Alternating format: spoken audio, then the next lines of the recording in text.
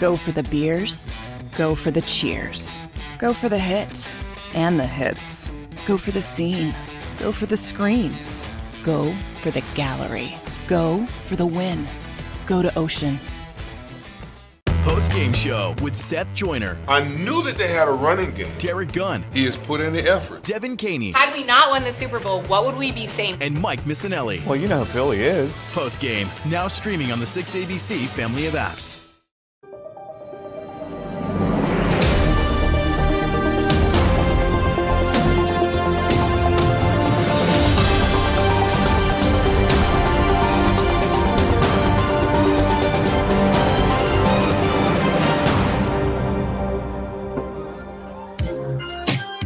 Hey everybody, what's up? Sports Take, JAKIB Sports YouTube Network on this Tuesday. Hope you're doing great out there. What up? Derek Gunn, Barrett Brooks. What's up, fellas? What's the deal, babe? What's the deal? Watched that game last night. Got hype. That got you hype? I don't know what it got hyped. I don't know, man. I was more stunned by one team's lack of performance than I was hyped. But basically, the way Tampa Bay played last night was the way they played much of this season. It just goes to show you sometimes certain teams just don't deserve to be in the playoffs. No, it's exactly what it showed you. There's a reason why that team was under 500. What's up, Chris? What's up, Eric? What's up, Tyler? Television Man, KC, Peter, M. Reyes, John Dickerson, Tehran, JB. What's happening, everybody? I'm with you guys. Like, I was just bummed out that it wasn't. And Sean, what's up, Sean? Shawan. It wasn't an entertaining game. The game sucked. You knew from the jump, and I'm telling you guys, I know it's easy to say, and the people will say, were you saying the same thing with the Jaguars game? I felt like Tampa was lifeless. That team was, not only are they not good, they're not coached well, they're not prepared. Like, I started thinking, number one, I love Todd Bowles. He's a Temple guy. He's not a head coach. He's a defensive coordinator. No. You know, Byron Leftwich should have jumped at the Jags job when he could have had it, because those jobs don't come along very often. And now that offense is a mess, and Brady is either going to retire or be somewhere else. He's not going to play there next year, and they're going to stink. I can't tell you the last time I saw Brady overthrow so many receivers. Me too. It was like he was under duress all night. And you're right, at a point, it's just like he just didn't care anymore. You know, once he realized Dallas kept putting points in the board and they couldn't even finish a drive, it's like, this season's over. And you're right. And I've said this time and time again, there are coaches who are better coordinators or position coaches than head coaches. And I hate to say it because Todd Bowles is such a good dude. I've had a chance to interview him and talk to him on a number of occasions. He's just a down-to-earth good dude, but he's a brilliant defensive mind. He's just not the right guy to oversee the entire circus. I hate to say that. But. You're right. I mean, some guys are just meant to be, just like, for instance, Stowlin is meant to be an offensive line coach. Yeah. I don't know if he could be a head coach. I don't know if he could be a coordinator, but he is meant and ordained to be a offensive line coach. That's why he's a guru. That's why he stays where he is. Certain guys are meant to be coordinators. Certain guys are meant to be head coaches. Then certain guys aren't meant to be coordinators or position coaches. Most guys delegate, so it really depends on, what an organization is looking for, but also you got to understand who you are as a coach. Like, I don't know what's going on with the Chiefs offensive coordinator. I don't know what the enemy. I don't know why he's not a head coach. Is he going to be good head coach material? I don't know. I mean, he hasn't had the opportunity. Maybe he doesn't go in and he doesn't interview well. I don't know, but I see him getting leapfrogged by a lot of people. Then I look at I'm looking at the Bills defensive coordinator. He's only had one head coaching shot, and that was when he was in Minnesota. Leslie Frazier, yeah. So I don't know what that is about. And I'm not going because they're black head coaches. I'm not even talking about that. But there's certain guys that don't fulfill that need to be a head coach. You know what I'm saying? I didn't think that Doug would be a good head coach, but he's pretty damn good. He's very good at being a head coach. Certain guys are built for it. I don't think Todd Bowles is built for being a head coach because you could tell how it's not unenthused, but I don't know how reactionary he was to, to stop and to stomping out the fire. You had the best quarterback to ever play the game on the field, and you cannot stop the bleeding. You got to figure out a way to do that. Just like you look at what the Pittsburgh did. He stopped the bleeding. He got that team to over 500. We thought that this would be the first time he's not going to be, win, half a winning his season. Yeah. He did it. So certain people just aren't built to do that. You know what I'm saying? I don't know what's going on, man. I think it's the itch, Barrett. A lot of coaches, they have the ultimate goal. I want to be my own head man one day. Right.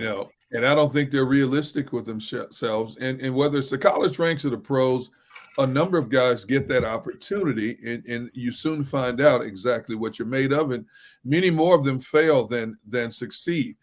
When you mentioned Jeff Stoutland, I think Jeff Stoutland is true to himself. He understands what his calling is, and that's to be an offensive line coach. And let's face it, Jeff Stoutland makes a low 7 figures, but that's still 7 figures to be an offensive line coach in the National Football League, which is unheard of. If you think 20 years ago, an offensive line coach making a 7-figure income, so he knows his limitations and his strength, which is to mold, build, and mentor offensive linemen. But, I don't fault Adam Gase, Todd Bowles, Cliff Kingsbury for accepting an opportunity that's presented to them. As human nature would tell us, hey, you know what? I never thought about this, but let me see if I can do it.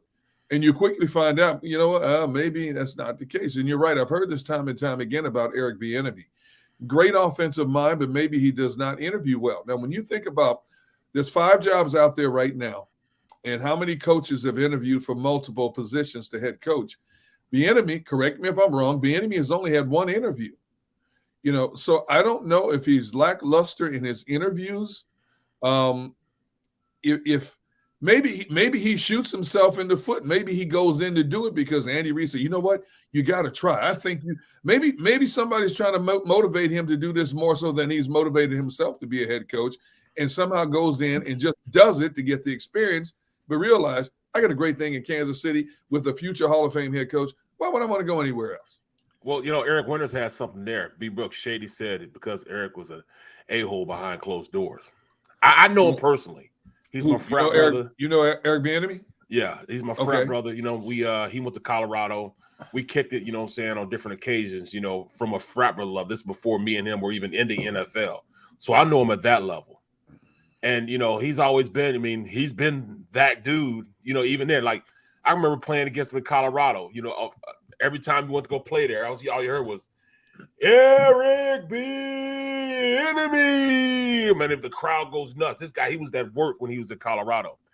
Now, I haven't talked to him about probably, a couple years, but, he seemed cool to me. I don't know what it is to be coached by him, because I know I've seen, sometimes on the sideline that, he and Patrick, get into it a little bit, but that's, that comes with being, two alpha males, in a situational football. Look at another example. Schwartz was a head coach with the Detroit Lions for 5 years. Goes to Philly, gets talked about being a head coach again. People wanted to bring him in. Interview, just never had, that nobody pulled the trigger. He's been not out of football. He's been out of coaching as a coordinator for the past 5 years.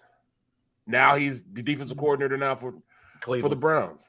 So it really depends on who you are. I really think that the head coach for the Chargers should be out of there. He hadn't done anything. Mm-hmm.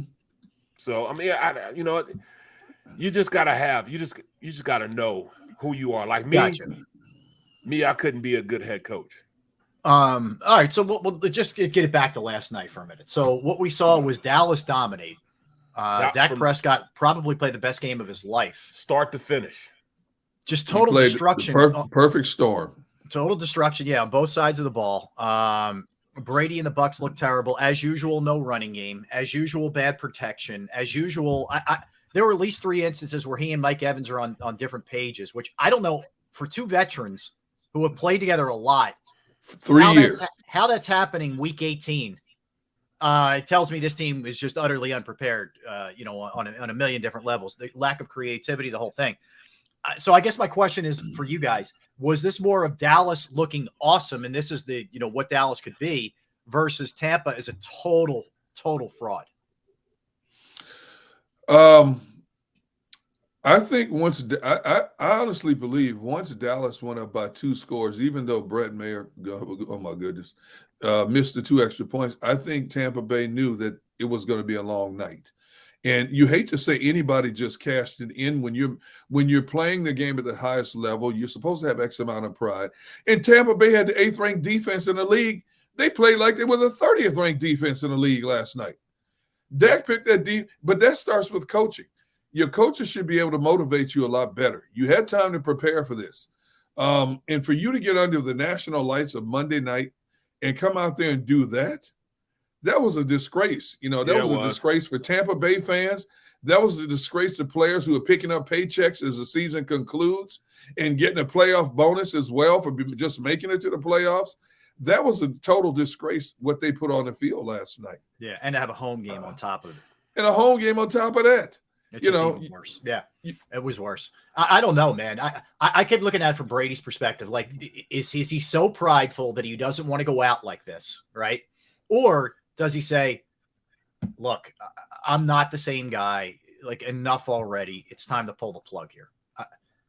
I can't figure him out. I don't know. I honestly don't know. I mean, they're the 2 schools of thought when you're Brady of how you go about this thing. Well, I'm going to tell you the truth. With me and me being a former player, it probably has nothing to do with anything to prove. I think he's just playing because he just loves playing.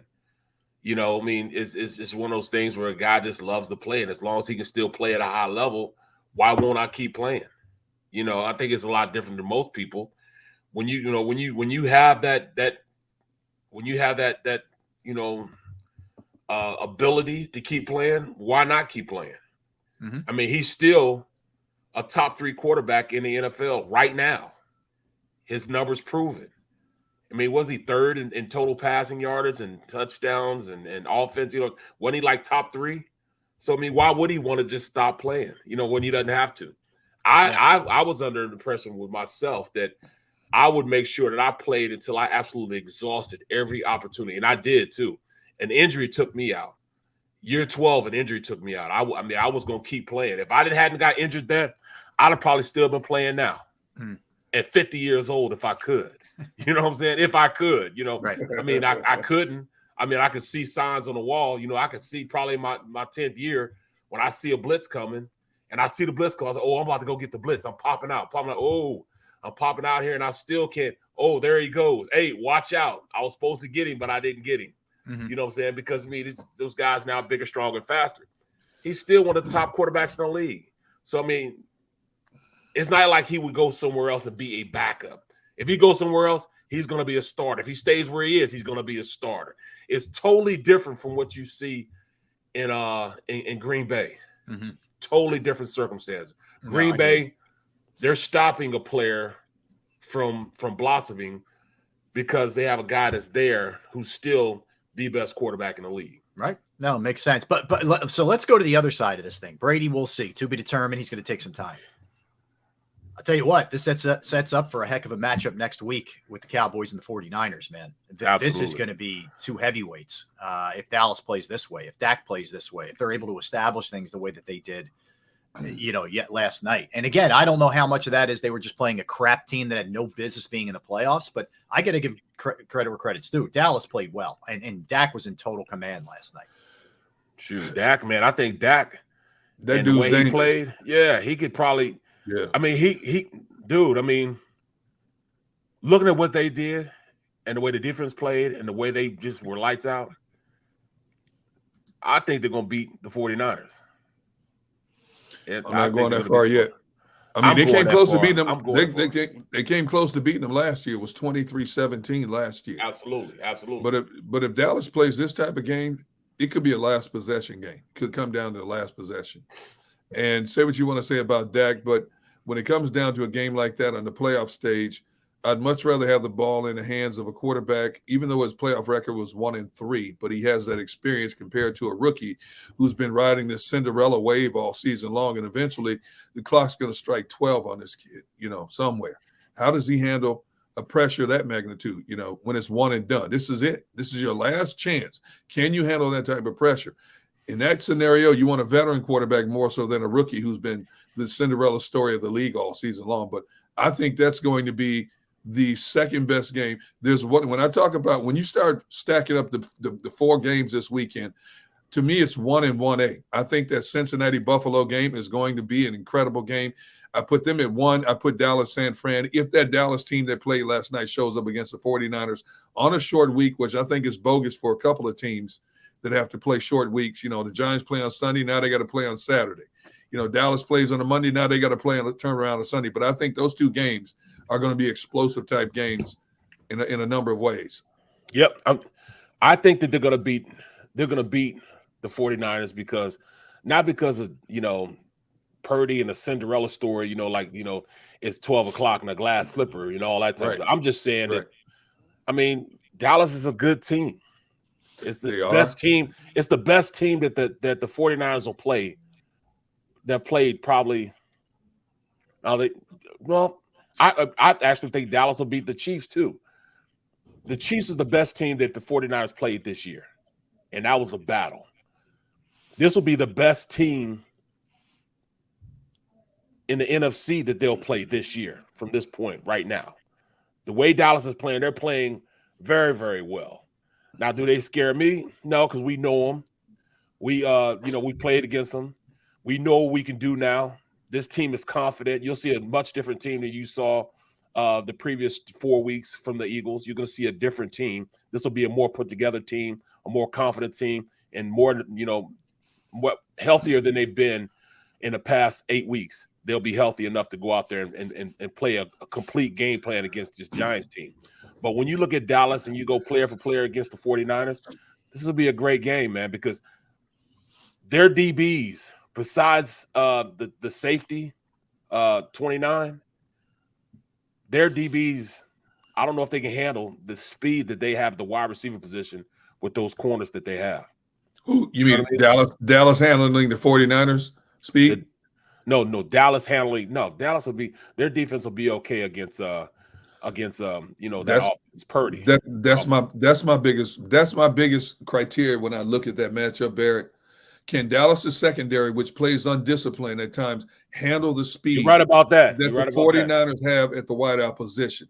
And when it comes to scheming, even with Brock Purdy in there, when it comes to scheming, look at the play design San Francisco runs for Brock Purdy compared to what Dallas runs. I mean, you basically know what Dallas is going to run. Dak Prescott, although Dak has been running the last 3 games, which has shocked me because I didn't think Dak was going to run it all this year. Right. He's been running the last 3 games. He found out against us. Yes. He brought that out against us. Yes. But who's going to match up with Dallas? Who's going to match up with Christian McCaffrey? Because you got to have Michael Parsons on the attack. You can't have Michael Parsons dropping back in coverage. Well, let's not forget too, they weren't good against the run. No, forget Tampa, because Tampa's run is they're the worst running team in football. Putrid. Right. Dallas was not good against the run during the regular season, so just keep that in mind. And you can have Tampa with Mitchell and McCaffrey, and Debo occasionally. Yes. Yeah. Well, I say they didn't have Leighton Vander Esch either during that time period where they were bad against the run either. Leighton Vander Esch is back, and you saw the difference he made in that game going against Leonard. He was a major impact in that game. And we know Anthony Barr can play, just as well as any linebacker in the league. The guy that worries me the most is Donovan Wilson, number 6. Mm. A really, really good safety, plays well around the line of scrimmage. Yes, he is. I think he'll be the X factor going against that offense. He'll be the X factor. He can run with Christian McCaffrey. You know what I'm saying? He can handle Christian McCaffrey. I think he can handle, the other running back also. But can the 49ers defense handle both the running backs there? Pollard and I'll tell you what, Pollard and Zeke found, a new life saying, all right, everybody's talking about this Pollard kid. Let me show you that I'm still Zeke. You know what I'm saying? I can still play. And he started pounding them. Can they hold up? I'll take DeMeco Ryans over Dallas defensive coordinator in a big game. I mean, DeMeco, D'Amico Ryans has proved He's not himself better over the than last Quinn, couple bro. of years. D'Amico Ryans is good. I agree. But Both he's not good. better than Quinn. I tell you what, Dallas plays undisciplined on defense at times, and they start jaw-jacking with each other. See, that's the problem. When things start going bad for that, look at that first game against the Eagles. They haven't changed much. When they started jaw-jacking and taking extra shots at the end of the game, they get out of their game mentally. Now, Dan Quinn's is one of the best in the business. I give you that. But D'Amico Ryans learned his lesson well from Robert Saleh. He does. That's what I'm telling you right now. Plus, I like 49ers overall defensive personnel better than I like Dallas's. And the question is, it didn't feel to me, at least, and Dak was sacked once. It didn't feel like there was a lot of pressure on him last night. No. Nope. Niners going to put pressure on him. Okay. There's no doubt about that. Bosa and that wrecking crew are going to get after him. So that's going to be another thing. He's not going to be as comfortable. And I'll give Dak credit. He made quick decisions. I'm not taking anything away. He played brilliant. Yes, brilliant last night. But this is going to be a whole different deal with this defense that he's going against. And that Bucs team, man, they went through the motions last night. And I can't believe that in a playoff game, but they did. They stole money. They look absolute. They look like they didn't want to be there. I mean, it's to me, it felt like Tom Brady was by himself, and he had a bad game also. Brady sucked. Yeah, he had a bad game. Brady sucked. Brady missed throws that you should never, ever, ever miss. Yeah. You should Brady miss them. They still had. It's hard to believe now. They had a little bit of life when he threw that red zone pick, which is the first one in his career at Tampa. But when he threw that, which was an awful throw it into the freaking seats, man. That is, elemental. But he stunk. He stunk. I mean, trust me, I do. I like their defense. I love their defense. I like the way they play. Javon Kinlaw being back, him and Bosa on the same side, they wreak havoc. But Fred Warner in the middle. But like I said, man, I mean you got JP on one side, you know what I'm saying, who bowed out in the second quarter. Oh, did you see the tap out? He tapped out in the second quarter. And I love it. Like Buck and Aikman are like, oh, wow, Jason Peters tapping out. I'm like, dude, how many times have we seen this? You think? Like you're surprised in any way, shape, or form that he's tapping out? That's what I'm saying. We never did pause about that, didn't you? I saw it. I'm like, oh, JP being JP. You know what I'm saying? But I tell you what, Tyron Smith is playing at a high level at the right time. Yes, he is. Yes, he is. He's legit, that kid. Yeah.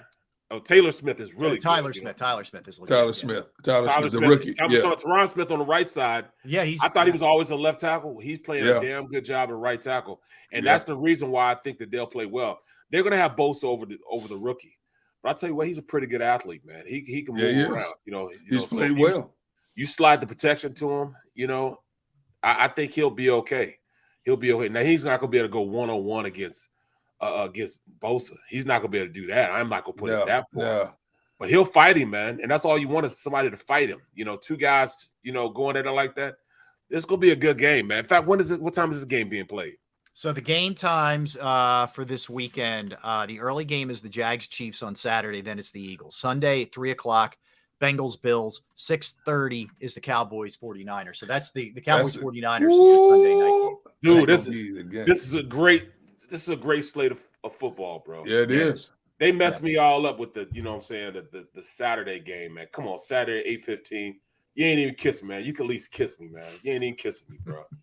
Come on, man. 8:15. Don't remind me. It's Tuesday. I can't do it to myself yet. I'm in a good mood. Don't remind me. Like Saturday, I'm going to have myself all messed up. Can I at least get through the rest of the week before I do that to myself? I mean, why you want to do that, Brooks? Man. Yeah, man. Can I play the mental gymnastics a little later in the week? Seriously, man. Come on, B. Brooks. Jeez. Bro, let's put a moratorium on that talk. Right. Let's not do that. But I'm saying, I thought I was the only one that, just like depressed. But no, I'm glad you guys. No, you're not. Okay, you're not. Come on, Brooks. Stop. But brought me down, man. Good show. By the way, we good show today. We have Matt Lombardo at 12:30. Matt's going to join us from Heavy on Sports, senior NFL reporter, covers the entire league, but heavy on the Giants and the Eagles. So he's going to be 12:30. David Murphy from the Inquirer is down at Eagles practice today. They are practicing. because everything's pushed up a day. Normally this is an off day, but you're playing on Saturday, so they're practicing today. So David's going to join us at 2. Initially, he was going to be on with us at 1, but he's got responsibilities talking to the players and coaching access and all that. So he's going to join us at 2. There's no way we're ending this segment without talking about Brett Maher's 4 missed PATs. It's never happened before. If you're the Cowboys, you got to bring somebody else in, right? This guy is the yips. He missed a PAT in the Washington game, their last regular season game. Yes, he's missed 5 in the last 2 games. So when it came up on the tick, it said 4 in a row. I'm like, it's only been 3. Oh, that's right. He did miss one. Yes, in the last game. I'm like, oh man. I'm like, I was the first thing I thought. Vegas is rolling. But I was like, no, they're beating the hell out of them. So it has nothing to do with Vegas. You know what I'm saying? They're killing them. But I was thinking, you know, somebody might have applied to the over/under. Right. Actually, now that I think about it, I was thinking the fix right then and there. Well, you're thinking it's setting up for Brady to be able to come back and haunt them late in the game. Then you realize this ain't Tom Brady, and I don't know what this garbage Bucs team is. So it's not really going to matter at this point. Here's the thing about Brett Maher. He's a really good kicker. Yeah, it's a yips thing. Yeah, the dude was 29 of 32. He converted 90.6 of his field goals. Okay. He was 9 for 9 from 20 to 29 yards, 5 for 5 from 30 to 39 yards, 6 of 7, 40 to 9 yards, and 9 of 11 from 50 plus yards. Now, how in the world he missed? And then, if to add insult to injury as it was going downhill for him, one clings off the upright. And I'm thinking, dude, if I'm Dallas, I'm holding tryouts this week. I've got to. Yep. Now, if everybody I bring in looks like garbage too, I guess, or, man, I'm heavily considering going for 2. I don't know. I can't. If you trust that guy in a big spot, I don't. Now, he's fortunate. You saw what McCarthy did, right? You saw what McCarthy did.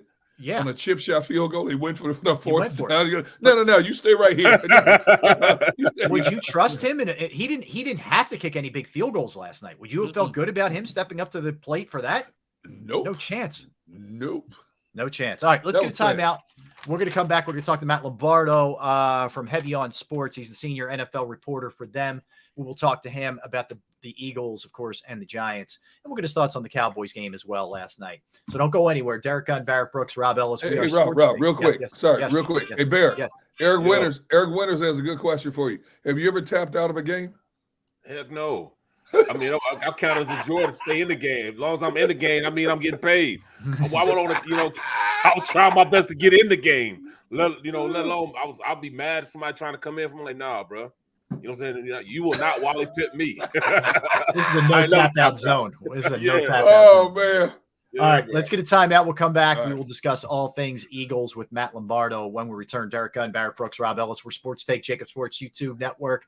Let's talk about Jim Murray and Principal Financial Group. Yes, finding that right person to trust with your hard-earned money can be really challenging, right? And I found the right person, and I want you to as well. I could tell you from my own personal experience, I've entrusted my IRA, my 401k rollover with Jim, and I couldn't be any happier for you, whether it's retirement planning, 401k review, insurance review. If you might have a small business, you're trying to get your employee benefits off the ground, that's another resource that Jim can help you with. Here's how you can reach out. 610-996-4751. 610-996-4751. You could also email Jim at Murray, MURRAY.Jim@principal.com. That's Murray.Jim@principal.com.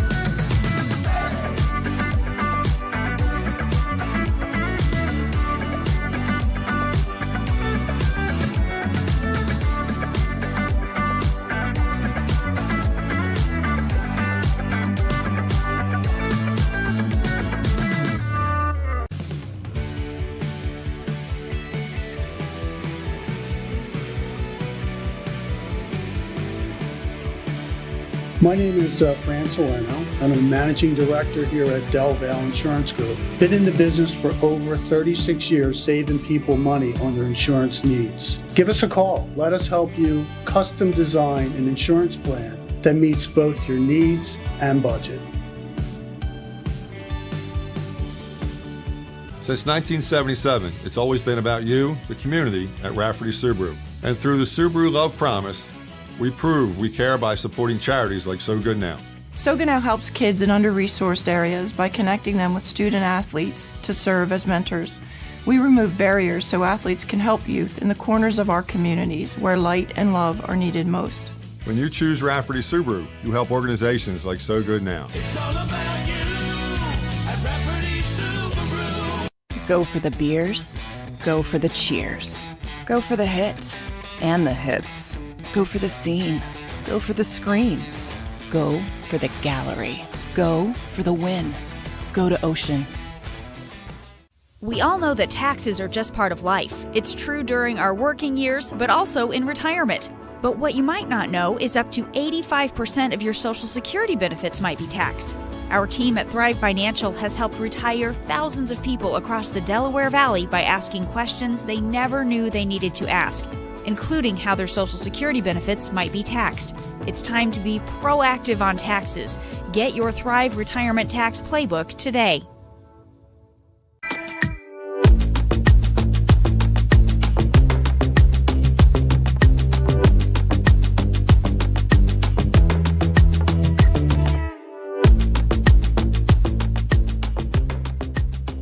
Post-game show with Seth Joyner. I knew that they had a running game. Derek Gunn. He has put in the effort. Devin Caney. Had we not won the Super Bowl, what would we be saying? And Mike Missinelli. Well, you know who Philly is. Post-game, now streaming on the 6ABC family of apps.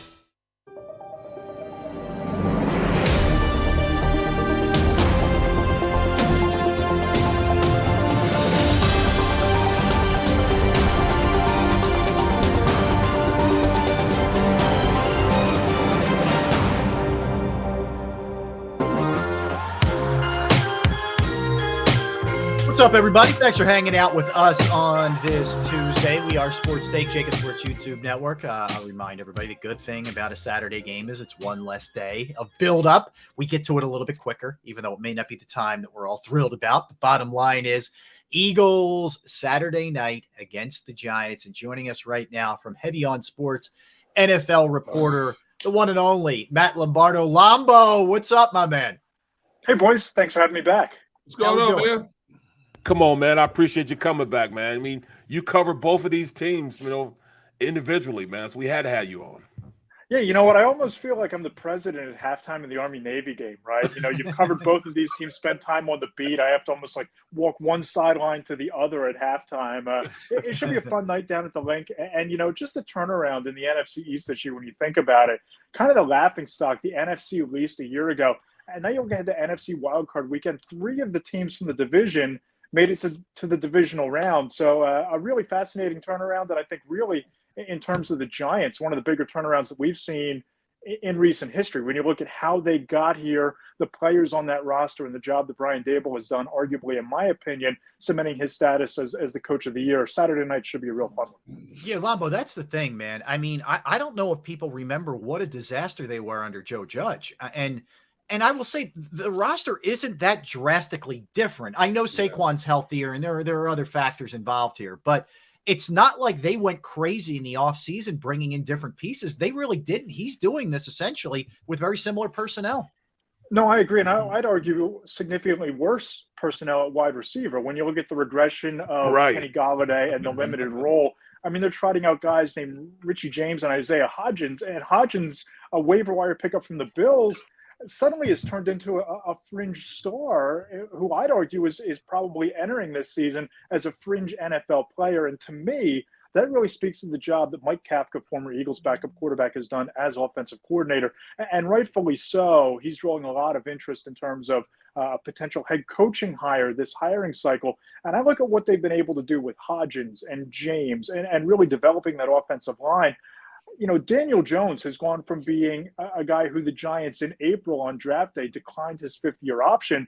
till you look up in the middle of January, and he's legitimately a top 15 or better quarterback in this league with, as I said, fringe NFL talent at wide receiver. Saquon Barkley is back. The offensive line is playing really well despite being banged up at times this year. I just look at what they've done, and to me, it's a testament to coaching and scheme more so than talent, because I think they've gotten a lot out of mediocre talent in this scheme. And you look at the cap space they have going into this offseason, they're going to be a force to be reckoned with, I think, in years to come, with Joe Schoen and Brian Dable kind of in alignment in terms of vision and having the resources to build out that roster. But Rob, you're right. They didn't really do a lot to improve the roster. They just built a coaching staff that's developed the talent at a really high level really quickly. Matt, here's one name they did bring in and change the roster, and I mentioned it yesterday. I think it's one of the best rag to riches stories in the NFL this year. This kid Isaiah Hodgins. Now he's drafted by Buffalo. He's an afterthought for 2 seasons there. They finally give up on him. Dabo picks this kid up off the waivers this year, and he comes in and like Darius Slayton said, "Hey, I didn't know who this guy was. Nobody had ever heard of him." And all of a sudden, he becomes a viable entity in the passing game in his offense, to where he has 5 touchdown catches in six games. Can you explain to me how he has risen so quickly? He's only been there for 8 games, and yet he's one of Daniel Jones' go-to guys now.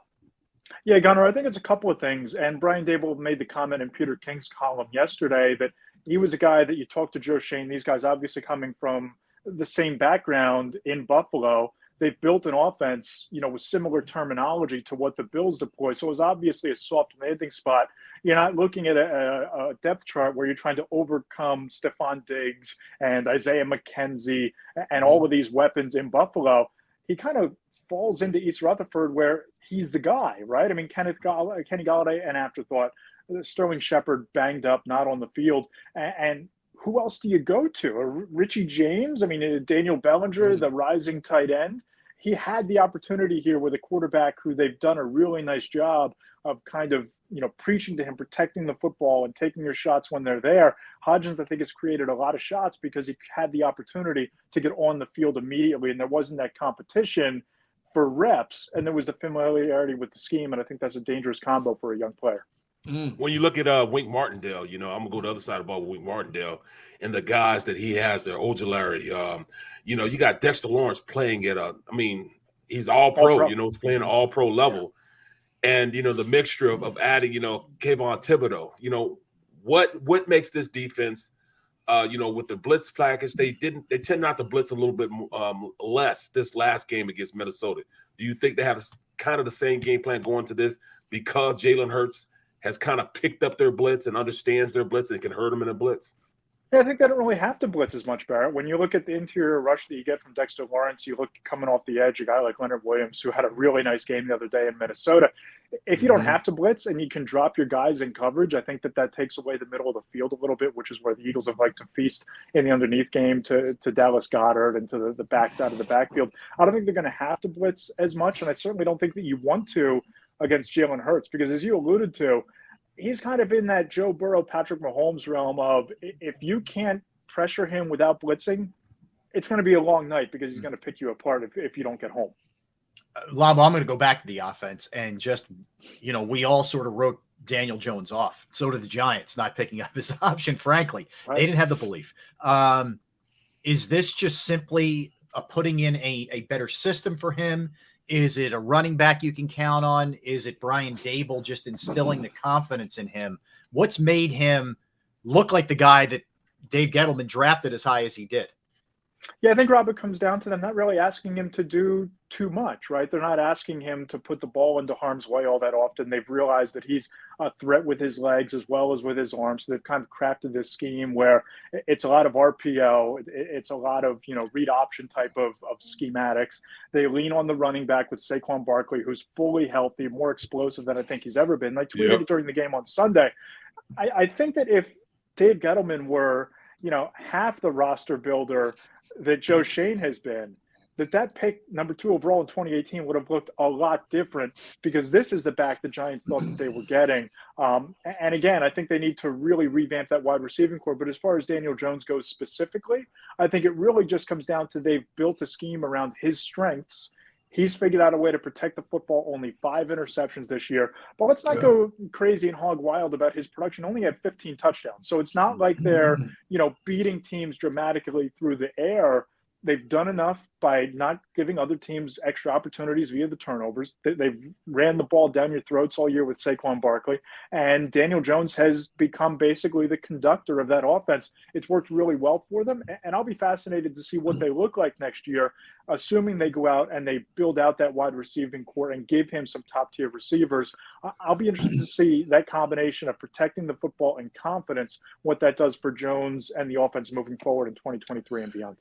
All right, well, Matt, since Rob said he's going back to the offense, I'm going back to the defense. All right, how much like does having match.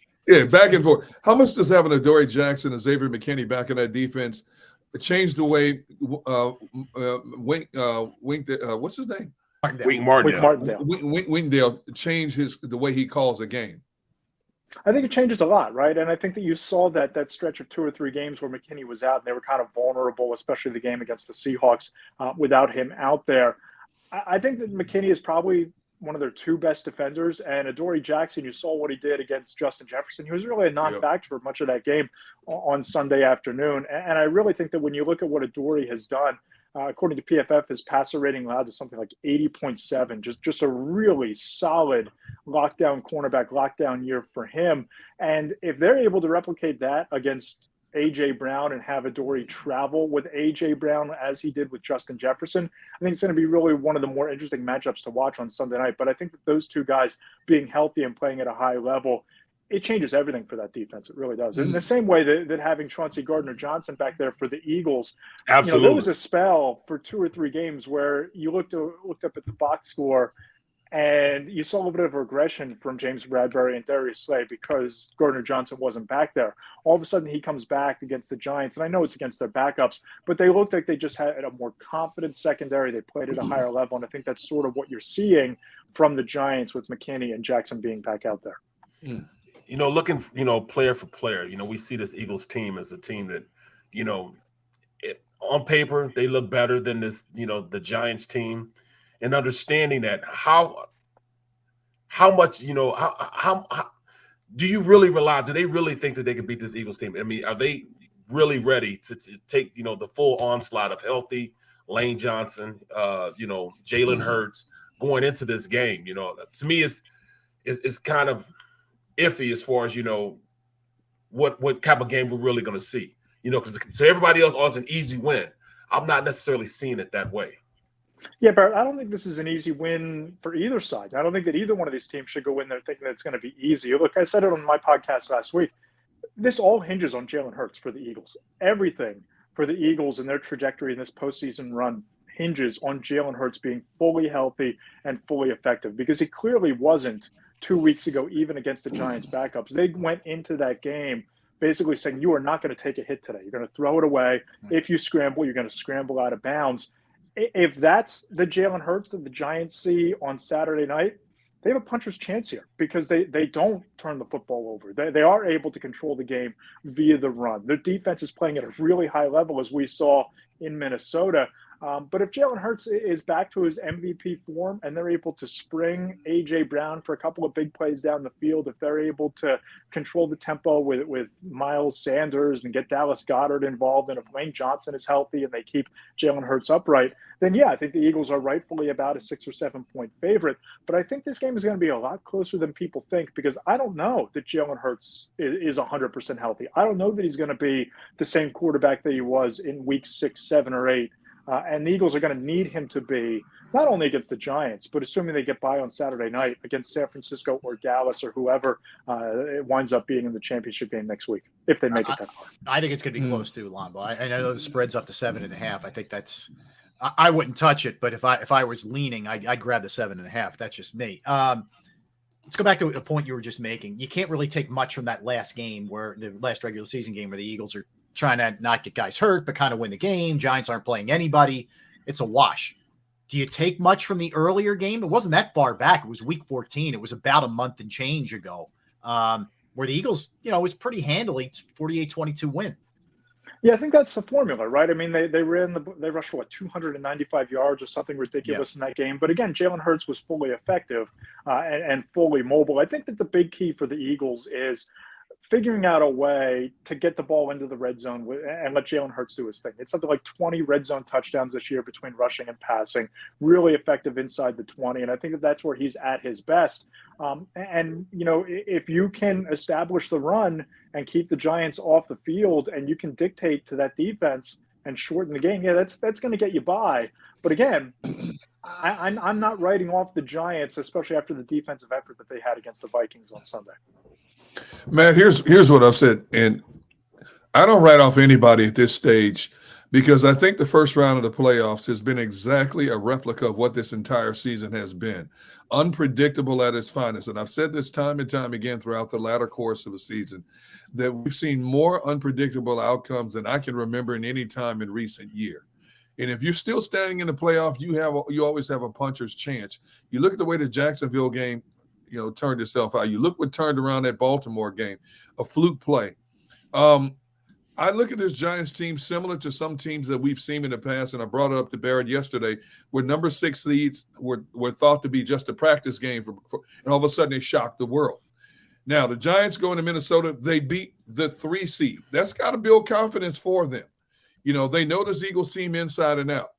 You know, and that's why when you said it before, and I think that's confirmation to me. I think on paper, I think we all agree the Eagles have the superior talent and overall team structure. But when that ball hits the ground and you line up across from each other, any and everything could possibly happen. There's something about momentum, right? And I think you saw that in Jacksonville on Saturday night. And, you know, talking to people inside the league going into last week, the feeling was the Jaguars were one of those teams that could really make a run because they're healthy, because they're playing dominant defense, they're creating turnovers. And they went out and they did that, especially in the second half against the Chargers. To a lesser extent, I think the Giants are kind of in that same vein, right? I don't think they finished the season all that well, other than maybe waxing a half-checked-out Colts team to clinch a playoff berth in East Rutherford. But they're healthy, and that matters this time of year. And the Eagles, I don't know how healthy they really are. And I think that we're going to find out on Sunday night just how healthy and effective Lane Johnson and Jalen Hurts are. That's going to determine a lot for the Eagles. But I'm with you, Gunnar. I think that when you get to this point in the playoffs, if you're still standing, you got a real puncher's chance. Yeah. Let me ask you. Let's go on to the NFC. This matchup, Dallas 49ers, might be the matchup for the of the whole weekend. What are you looking at as far as that? Well, Bills Bengals is going to give that a run for the money as the matchup of the weekend. I mean, look, those are two really great games. Those are the two games I'm looking forward to the most. But I look at what you saw last night.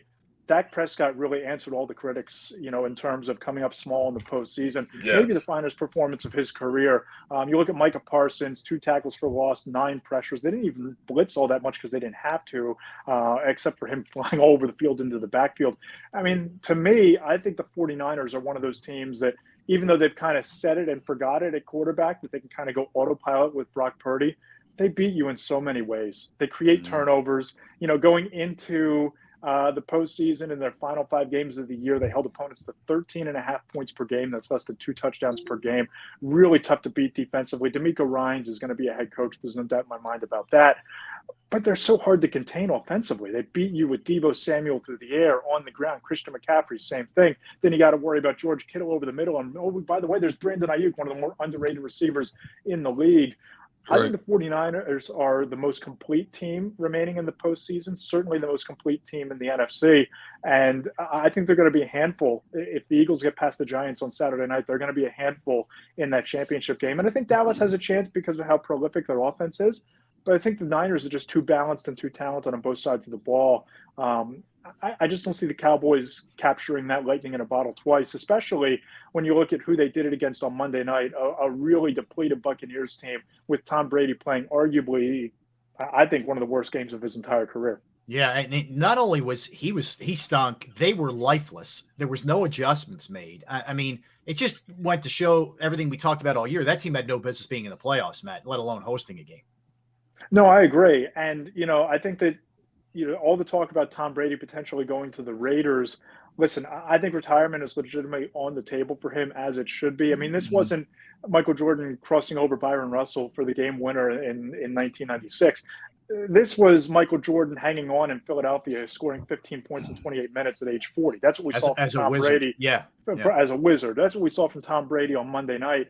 Now, he might come back rejuvenated as ever and as motivated as ever to play to 50 years old. But I think retirement has to be on the table because you look at the interception to J-Ron Curse, guys, it was clear. Terrible. He got rid of that football because he didn't want to get hit. He's trying to avoid contact at all costs, and that's not how you win at the quarterback position, and that's not how you can be effective at that position either. And again, I think the Cowboys played well. I think that there were enough big plays on both sides of the ball to kind of legitimize them and what they are going into the divisional round.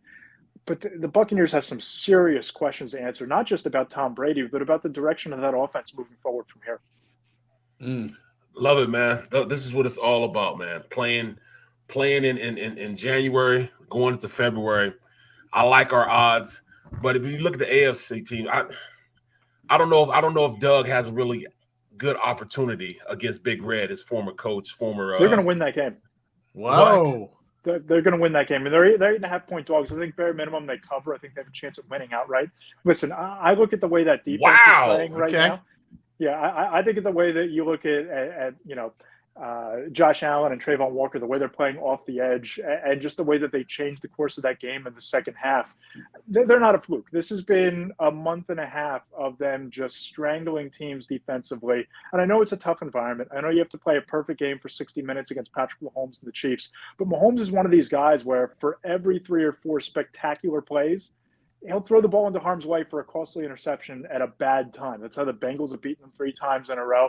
And again, I think the Jaguars have a real chance here of pulling off the upside of the playoffs. You give him a gem, and then all of a sudden, bam! Look what he gives us. So just ask the question. Wow, that's saying a lot, man. Because you look at Lawrence. Lawrence is playing at a high level. In the second half, he was playing at a high level, but he's done. Doug has pulled out of him dual threat type of capabilities. I think that's really helped his game as a quarterback. Well, yeah, and you have a supporting cast with Travis Etienne, who's a really nice back. I think he's really underrated. And Christian Kirk, everybody mocked that deal when the Jaguars, backed up the Brinks truck back in March. You talk to people inside the league, Kirk is an ascending talent at wide receiver, and he showed you that this year. You look at Zay Jones having a nice game. They finally Marvin Jones, they've finally gotten a lot out of Evan Ingram. I think that what you saw on Saturday night is what the Giants hoped that they were getting and thought he always had the potential to be. But I think this all comes down to coaching. And again, Andy Reid is one of the best to ever do it. But Doug Peterson has proven that the apple doesn't fall far from that tree.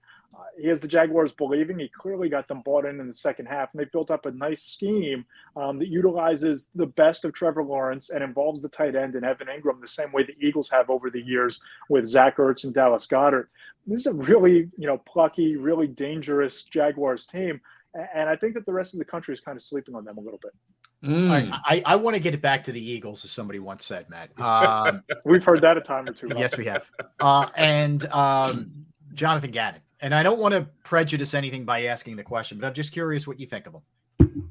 Yeah, I mean, I think the criticism is kind of unfair and unwarranted. I mean, I know the opener against the Lions, they really struggled, and the loss to the Commanders, it seemed like he kind of didn't have a great game plan out there. But look, I think the Eagles on defense, I think they've been solid. I think they've been, an upper tier defense this year. They're one of the 2 teams in the NFC with a top 10 offense and top 10 defense still playing. To me, that's a credit to Jonathan Gannon. I think that, this year, people might have a bad taste in their mouth because of what the Eagles were last year defensively, but they finally bring in his type of players, Hassan Reddick, Kazir White. They bring in the defensive backs, Chauncey Gardner-Johnson, James Bradbury, guys that really thrive in that type of a scheme. And I thought he's done really well. And you talk to people inside the league, the Eagles coordinators are as respected as anybody in terms of potential head coaching hires. So I think that, losing Jonathan Gannon might be a bigger loss to them than some Eagles fans might want to give credit for. You know what, Matt? If not this year, then in the immediate future, who do you think becomes a head coach first? Would it be Gannon or Steichen? I think it's Steichen. I think anytime that you can take a quarterback like Jalen Hurts in a second year in his system and turn him into this. I mean, I watched Jalen Hurts, and I think he's a more mobile Peyton Manning. I think he's that good pre-snap. I think he's that good at looking off safeties and dictating to a defense. And a lot of that, again, all the credit in the world to Jalen Hurts. Obviously, he has one of the best work ethics that you've seen around here in quite some time, a drive to be better and the talent to be better. But I think a lot of that comes down to coaching as well. I mean, improvements that you see week to week, game to game. I think a lot of that comes down to Steichen. And, outside of the Saints game with the play calling where you kind of scratched your head, especially early with Gardner Minshew in there and kind of getting away from the running game as dramatically as they did. As a play caller, I think he's been pretty flawless most of the year. So I think that, Steichen is the guy who's probably going to get the head coaching job first. I think he's really well regarded inside the league. And you look at all these teams, guys, it's a lot harder as a defensive coordinator to get a head coaching job today because the game is so tilted to the offensive side and there's such an emphasis on dynamic quarterback play. That's what I think is going to make Steichen a really marketable candidate moving forward. Matt, coaching matchup advantage in the Eagles-Giants game. Sirianni and his staff versus Dable and their staff. Boy, I think that's really evenly matched. I mean, listen, I love what the Eagles have done this year, especially, with Jalen Hurts' development and what you've seen from that offense. But it's hard for me to go against Brian Dable. It's hard for me to go against a staff that has gotten this much out of so little in New York on both sides of the football. And again, there's a couple nice players on both sides of the ball, but I think that what they've been able to do week in and week out in New York has been pretty impressive. So I give a really slight edge to the Giants. Okay. Interesting, man. No, it's going to be fun. Yeah. It is going to be fun. That's for sure. Matt, listen, man, always great catching up with you. And, just hopefully we'll be able to keep this thing rolling if the Eagles are able to take care of their business. So ultimately, who wins the game in your estimation? I think the Eagles are talented enough to get by. I think it's a lot closer than people think. I could see this thing being like a 23-20, 21-17 type of a game. But I think it comes down to the fourth quarter. I think it's a one-score game late, and the Eagles' talent just rises to the occasion. Okay. Wow. You can follow him on Twitter at Matt Lombardo NFL, and of course at Heavy on Sports, senior NFL reporter. Matt, we do appreciate your time, man. Thank you very much for appreciate you, bro. Yeah, Big man. Red Jim, Big Red Doug. Thanks, yeah. Matt. Take care, man. Good stuff there. He thinks it's a tight one. How about the prediction on the Jags? That's what I'm saying. Upsetting That's a Big huge Red. Jim there. Man. Wow. Woo. Hey, people Lambo, like to go out man. on a limb every now and then, All right. Yeah, I like it. But you know what? I mean, when you really look at it, man, the way their defense is playing and the lack of I'm not going to say lack of defense because the Chiefs, they got, Jones in there. They got a couple of players. They got Bolton, the linebackers in there. But other than that, man, they really don't have a lot on the defensive side of the ball that you would be able to stop Lawrence and the rest of that offense. So if they could go score for score with Big Red, man, it might be a tight game because that defense can definitely put some pressure on Patrick Mahomes. No question. All right, let me give you a little update. The thing is, can they get him to the ground, though? That's Patrick Mahomes is a wizard. Pirouetting, underhand, flipping over the top. That dude does stuff I've never seen in the 4 decades plus I've covered the NFL. And Absolutely. He keeps doing it, keeps adding something new to his repertoire. One of the few, it was maybe the only bright spot last night. Brady made a little Mahomes play early. Did you guys see that one when he was scrambling, did the little flip move? That's what I'm thinking. All right, maybe there's some life, and then quickly you realize there was no life in that. But a little update here. So Nick Sirianni meeting with the media as we speak. He said that Jalen Hurts is better than he was 2 weeks ago, continues to improve, and after holding him back in practice last Thursday, he'll throw fully today. So there's no restrictions on his throwing, at least at practice today. So yeah, little incremental good signs there, right? All right, so we get a timeout here. We will come back. Guys, we'll dig a little bit more into the NFL. There's a ton of NFL news that we're going to do. David Murphy's going to join us at 2 o'clock, but we'll do some NFL stuff when we come back, and we'll dive right back into the birds with David as well. All right, he is Derek Gunn. He's Barrett Brooks. I'm Rob Ellis. We are Sports Take, JAKIB Sports YouTube Network. Let's talk about Pro Action Restoration. Yeah, Pro Action Restoration. So here's the deal. If you have a home, you have a business, property that you may own, if you've gone through water, fire, smoke, mold damage, any of those kind of issues, and you can't clean it up, you don't know what to do, well, they're the people that you call on. Pro Action Restoration is on call 24 hours, 7 days a week to assist. I can attest to this. I had a problem on a Saturday. They came right out to my parents' house. They cleaned it up. The crew was unbelievable, and it was just a massive relief A massive relief. All right, they are licensed, bonded, fully insured. They've been serving the tri-state area for more than 2 decades. Pro Action Restoration will work in conjunction with your insurance company. So again, water, fire, smoke damage, mold remediation, you name it, they can handle it. Give them a call, 610-623-3760, 610-623-3760, or online at proactionrestoration.com. That's proactionrestoration.com.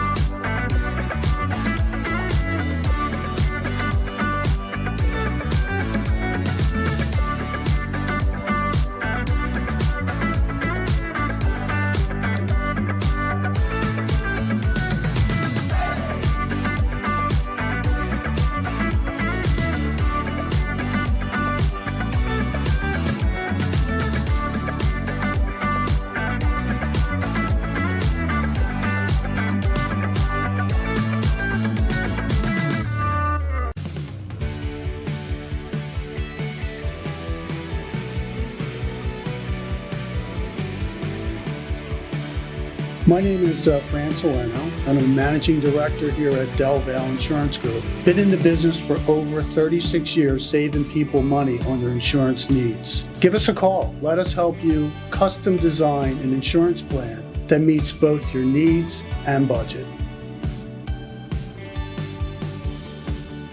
Since 1977, it's always been about you, the community, at Rafferty Subaru. And through the Subaru Love Promise, we prove we care by supporting charities like So Good Now.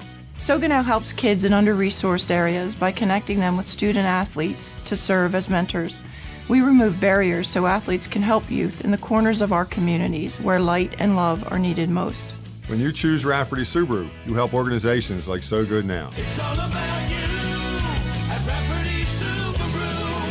Go for the beers, go for the cheers, go for the hit and the hits. Go for the scene. Go for the screens. Go for the gallery. Go for the win. Go to Ocean. We all know that taxes are just part of life. It's true during our working years, but also in retirement. But what you might not know is up to 85% of your Social Security benefits might be taxed. Our team at Thrive Financial has helped retire thousands of people across the Delaware Valley by asking questions they never knew they needed to ask, including how their Social Security benefits might be taxed. It's time to be proactive on taxes. Get your Thrive Retirement Tax Playbook today.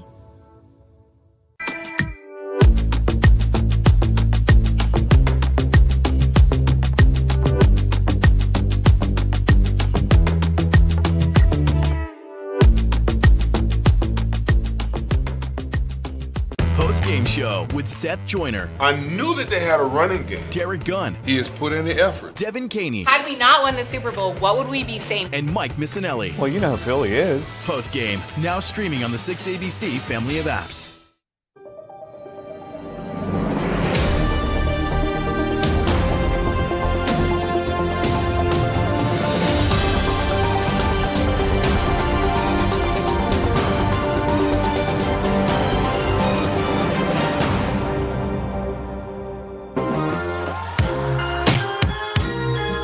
Welcome back in, everybody. Yes, we are Sports Take on this Tuesday.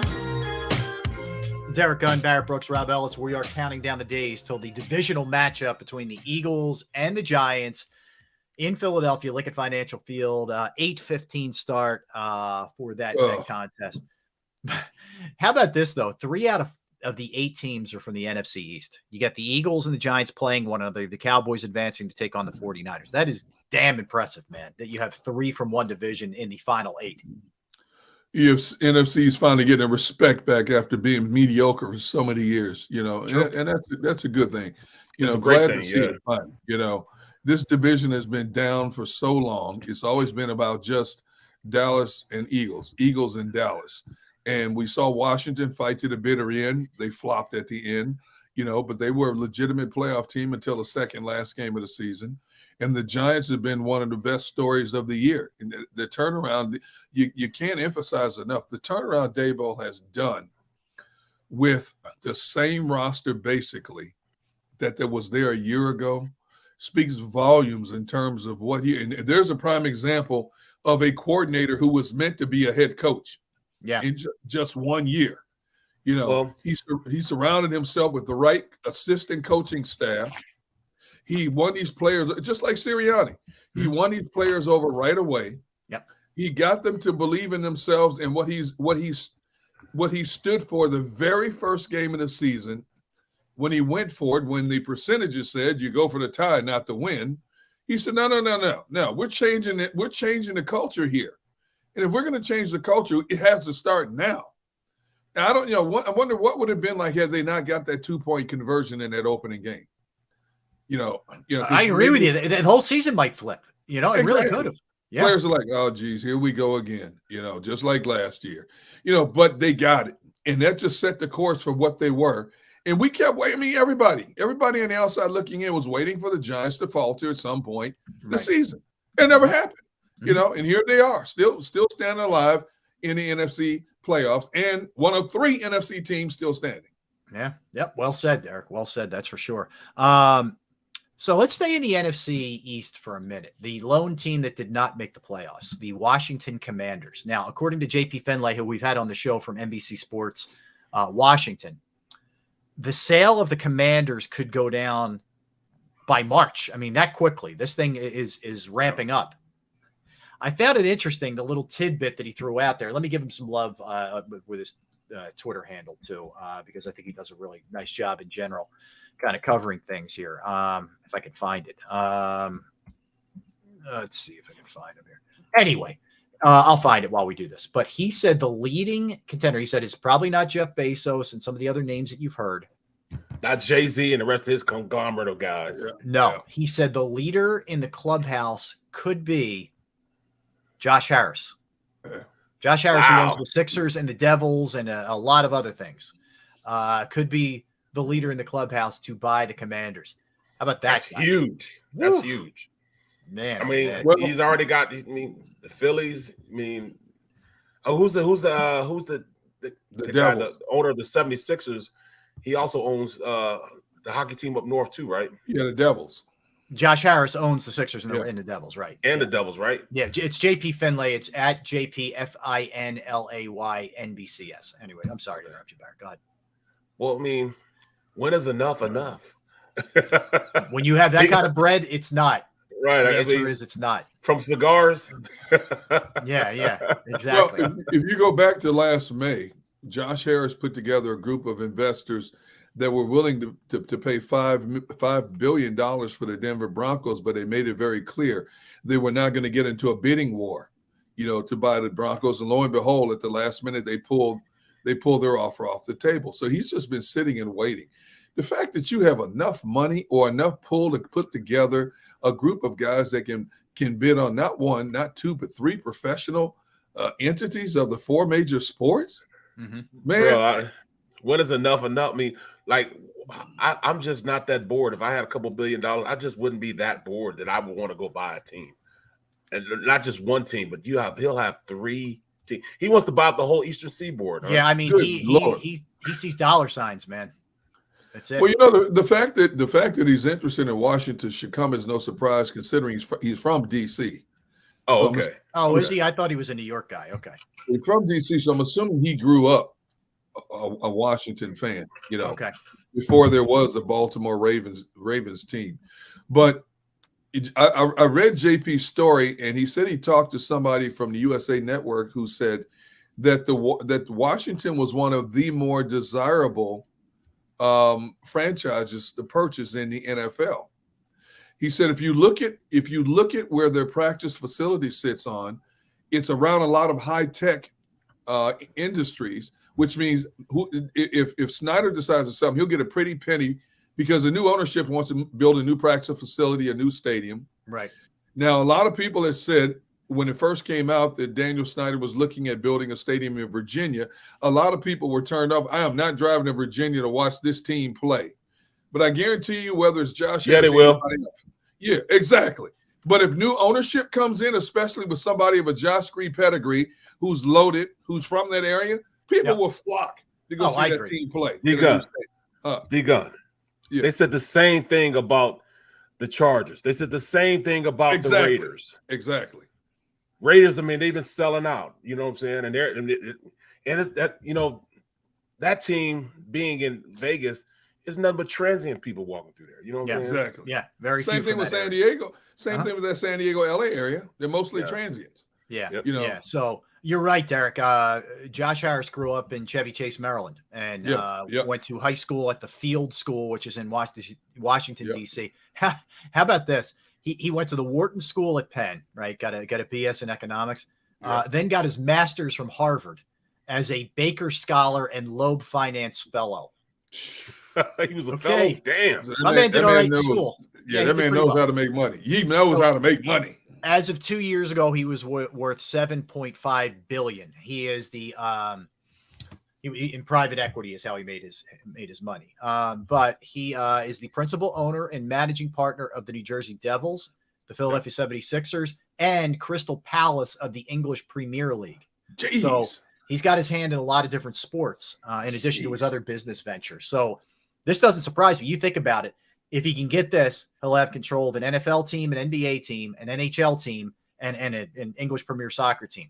I mean, really, think about that. The only thing left is baseball, right? Right. How many wealthy men can say that? You know, that's what I'm saying. Not many. He's in pretty rarefied air if he can close this. Although he won't endear himself to Philadelphia fans, owning the Devils and the Commanders, but still, you think he cares? You know, Sixers are making money, Devils are making money. If he buys Washington and turns that thing around, builds them a new stadium, they'll make money. He's going to make money. Let's face it, the worst team in the NFL makes a minimum, $275 million a year. And he will run them markedly better than the guy who's running them into the ground. Oh, absolutely. Right, absolutely. You know absolutely. What? I don't That's a care proud fan base. Yeah. I don't care who buys the team. It'll be a breath of fresh air. People can't wait to get out from under Daniel Snyder's ownership. 100%. They're flocked. I guarantee you, alumni, former executives, former players will flock back to be a part of that organization, to put some pride back into that organization like it was in the 80s. No doubt. The Hogs will come back. What? Yeah. Daryl Green. Yeah. The Hogs might even drop the lawsuit against Joe Daniel Gibbs. Snyder. You know, you'll have all those guys going back there. No, you guys are right about that. Let me give you an interesting former group of players that have a lawsuit against the team they played for just because of a namesake, a nickname. Are you kidding me? Yeah. And he'll just obviously clean up the shenanigans that have been going on there. Interesting quote here from Jalen Hurts. So on if he's comfortable running the ball against the Giants, potentially hurting that shoulder or them targeting his shoulder. He said, quote, "It's football. I got a bounty on me every week. I just go out there and I play my game." That's true. Hard to argue that, right? He does. Anytime you're a quarterback, man, you got that bullseye on you. So based on his performance this year, both as a passer and a runner, and as a field general, and the fact that he was for most of the season in heavy discussion as the MVP of the league, why wouldn't he have a bullseye on his back? Everybody wants to take him down, just like everybody wants to take Tom Brady down, Aaron Rodgers down, so on and so forth. You know, that's a big star to put on your chest if you can take somebody down like that. You know, sure is. All right. Well, so a couple other odds and ends around the NFL. Aside from that, I thought was interesting. So Jim Schwartz is back. He is now the defensive coordinator of the Browns. He was working as a consultant with the Tennessee Titans for the last couple of years, where he makes his offseason home. But he will be joining that crew with Kevin Stefanski and those guys. You know, I think that's actually a pretty good move there on both parts. You know, you're stepping into a situation, you know, with Myles Garrett, and there's real talent on that side of the ball if you're Jim Schwartz. And then if you're, you know, Cleveland, you get an established guy in there who he's a good resource to pick the brain of if you're Stefanski, because he's been a head coach in the NFL too. That's a nice hire. You know, you look at Jim Schwartz, this dude has a rabbit's foot in his pocket. Because everywhere he's gone as a DC, Buffalo, Tennessee, he's walked into situations where he's had an abundance of talent. Philadelphia, where he's had an abundance of talent. Look what he had here in 2017 with Jernigan, Cox, Malcolm Jenkins, Jordan Hicks, so on and so forth. Same thing in Buffalo, same thing in Tennessee. He's walked into some great situations and elevated those defenses to another level from where they were. I mean, look at how he turned this team around. It was like the 28th, 29th defense when he got here. He turned it around to like the 12th or 13th best defense in the league. And, you know, got this team to generate more turnovers. I mean, you know, and you're right. Cleveland's a great spot for him. Look what they have on the defense already. You know, people say he was out of the game 4 or 5 years. That was by his own doing. Right. You know, he wanted really to go home to out of the Tennessee. game. He was like a consultant, yeah, you know, stuff like that. But he wanted to be home more with his family in Tennessee. You know, he lives in Tennessee. That was his own doing. It wasn't like nobody wanted to hire Jim Schwartz. Yep. You know, he picked and chose strategically when he wanted to put his foot back into the pool full time. And I think, say what you want to say about Cleveland, but from a defensive perspective, that's a great landing spot for him. No doubt. He's not a former player. He did it the hard way. He came up through the ranks, man. Yeah. You know, it's not like friend of mine played with him at Georgetown and was his roommate. Wow. Yeah. He said, so what they used to do, I'm not going to give any trade secrets away, but I thought this was a really cool thing that Schwartz used to do. So while he was here with the Eagles, when training camp was winding down before the regular season would start, he would go to my buddy's house on like a Thursday night, and my buddy would invite like a group of like 10 guys over, and he would just open it up like, all right, let's shoot the bleep. Like, go ahead, ask me, not dirt on people, just like, what's it really like coaching in the NFL? Right. I thought it was pretty cool that he did that, man. He would sit there, they'd have a couple beers, and that was so a little insight to Jim Schwartz. I thought that was pretty cool. But look at the defense that he has, though, man. I mean, it's got Myles Garrett, that wide 9. Oh, my goodness. Next year, have Alex Wright out there at the other side because Jadeveon Clowney's gone. That clown is gone. He's gone. That clown, he had talked himself out of Cleveland. Yeah. He might have talked himself out of the NFL. Right. I mean, you know, Denzel Ward, he's the highest paid corner out there in the league. Greg Newsome, the second. I played with Greg Newsome. His dad, his pops. Yeah, came out in '95 with me. I think I played with him with the Packers, but you know he was good. He's a good player. John Johnson, the third, really good safety. They got a defense, bro. They got a really good defense, and you know Anthony Walker Jr. sitting there at the Mike linebacker. They're gonna be a beast, man. If they can get that offense going on the same level that you know Watson has been in the past, they're gonna be kind of formidable in that in the AFC. Yeah, no, you look at his tenure here. You know, we had a love-hate relationship with Jim Schwartz. You know, a lot of people hated the wide 9, but I love listening to Jim Schwartz every week when he stepped to the podium. He would always give you a quote you could run with for the rest of the week. He was very insightful. He would give you a quote, whether you agree with it or not. He would give you a quote, and you could live on that quote for the entire week of what he said. You know. Yeah. No, I agree with you. In a game where everybody's so guarded, Jim Schwartz didn't care. Look, I'm gonna say what I want to say. You know, basically, and he did. He did. You're right. He suffers no fools. He says what he wants to say. I will give the guy that much. I like that. He suffers no fools. He doesn't, man. Look at bro. You are just on fire today, bro.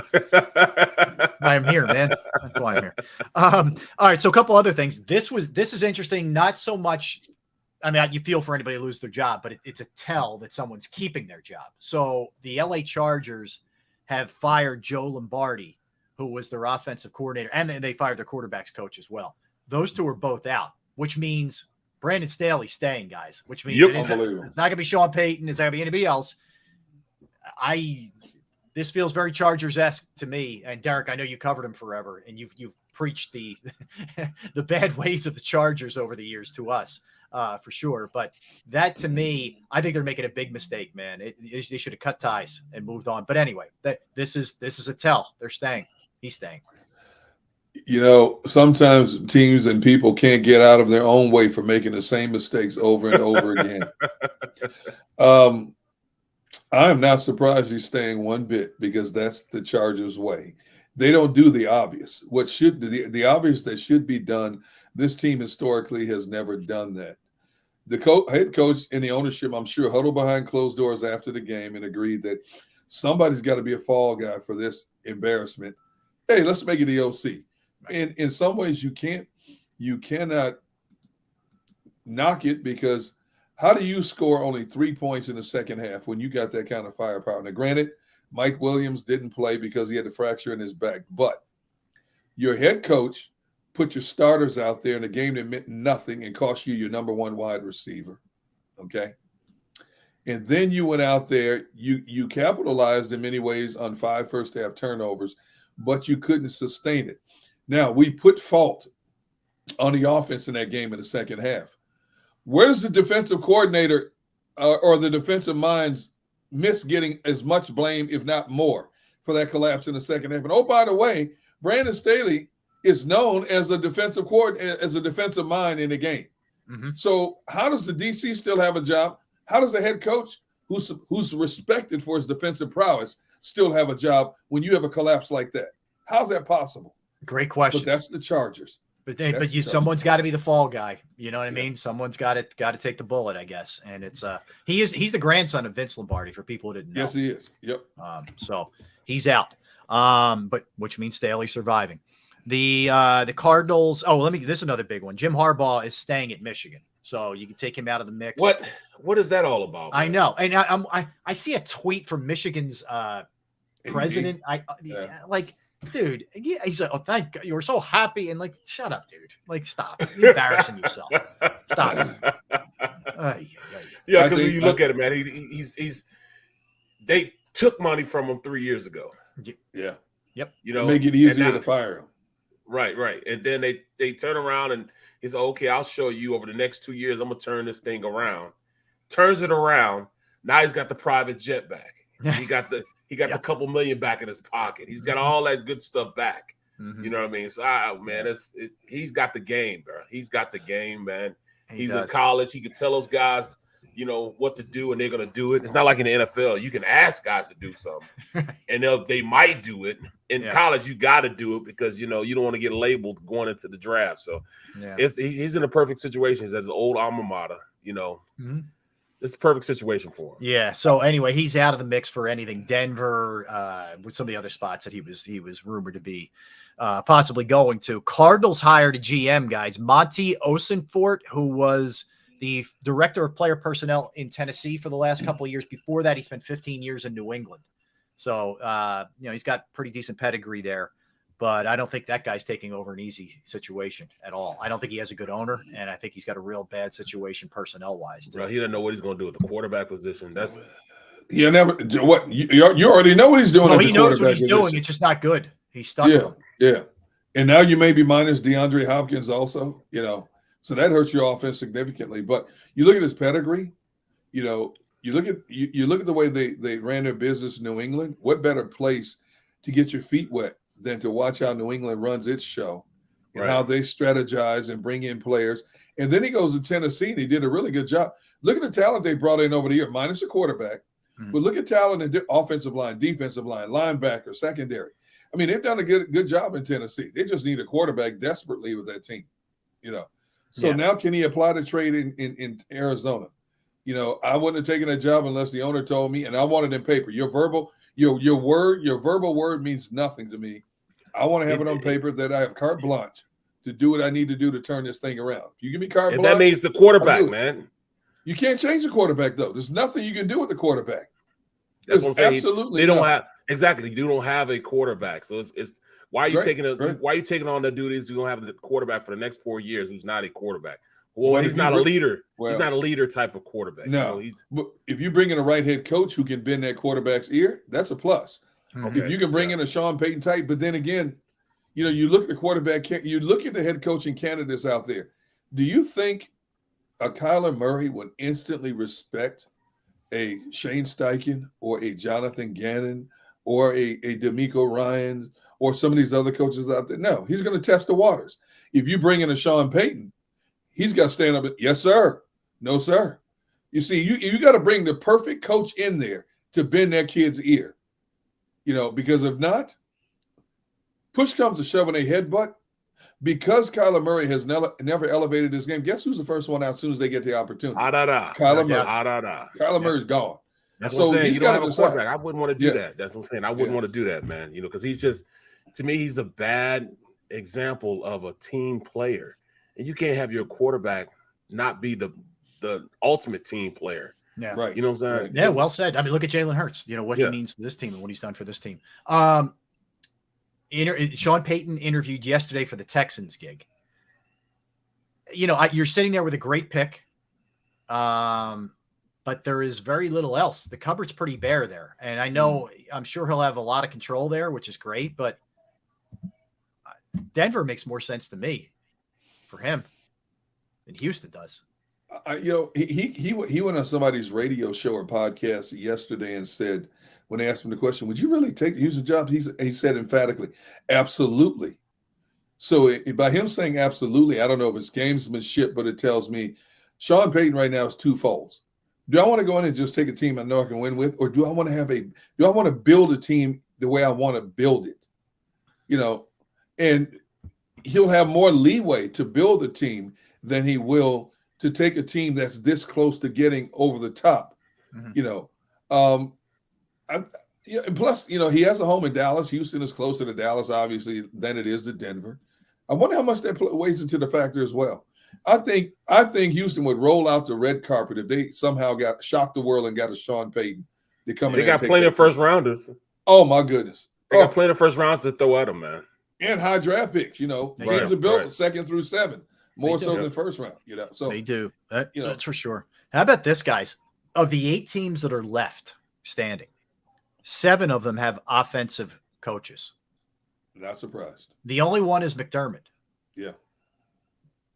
You just talk about where this league's trending, man. That says a lot, doesn't it? It says a lot. Says, you know, you need a quarterback, number one, and I still don't see how. I don't understand how the 49ers are doing it without a quarterback, man. It's unbelievable. I mean, what are they gonna do next year? Next year's fascinating. Like Jimmy G's gone, right? We know that. But what do you do with Trey Lance and Purdy if Purdy keeps winning? I don't know. You can't take away that team. I don't know how you take Purdy out of there. How do you do it? I don't either. I think the only politically correct way to do it, no matter what they're thinking behind closed doors, is it's an open competition. That's the best way you get out of that situation. It's an open competition. Because let's face it, out there, it would be the same as it was here if we had a similar situation. All spring, all summer, all training camp, you would have the Hetfields and McCoys. I like Trey. I like Purdy. It would go back and forth until somebody arrives at a definitive decision. I think that's the best way to handle it. You have to justify taking this kid, Trey Lance, with a high first-round draft pick. Okay? Now, he lost valuable time due to that injury. You got to give him a fair shake going into OTAs, mini camps, training camp, preseason games, right? Right. That's the way to do it. May the best man win. Yeah. That's not always. That's not always what happens. But one thing I will say, it's the scheme more so than Purdy. And Purdy's playing one hell of a game. Yeah, but schematically, you know, I mean, I've heard, you know, even McNabb said this. McNabb said, when you look at how they run the organization, how they go about the quarterback position. Right. They don't feel as though the quarterback has to be anything more than what Brock Purdy's doing right now, because he's saying Shanahan's saying you don't need a great quarterback there. You just run my system and everything. Yeah.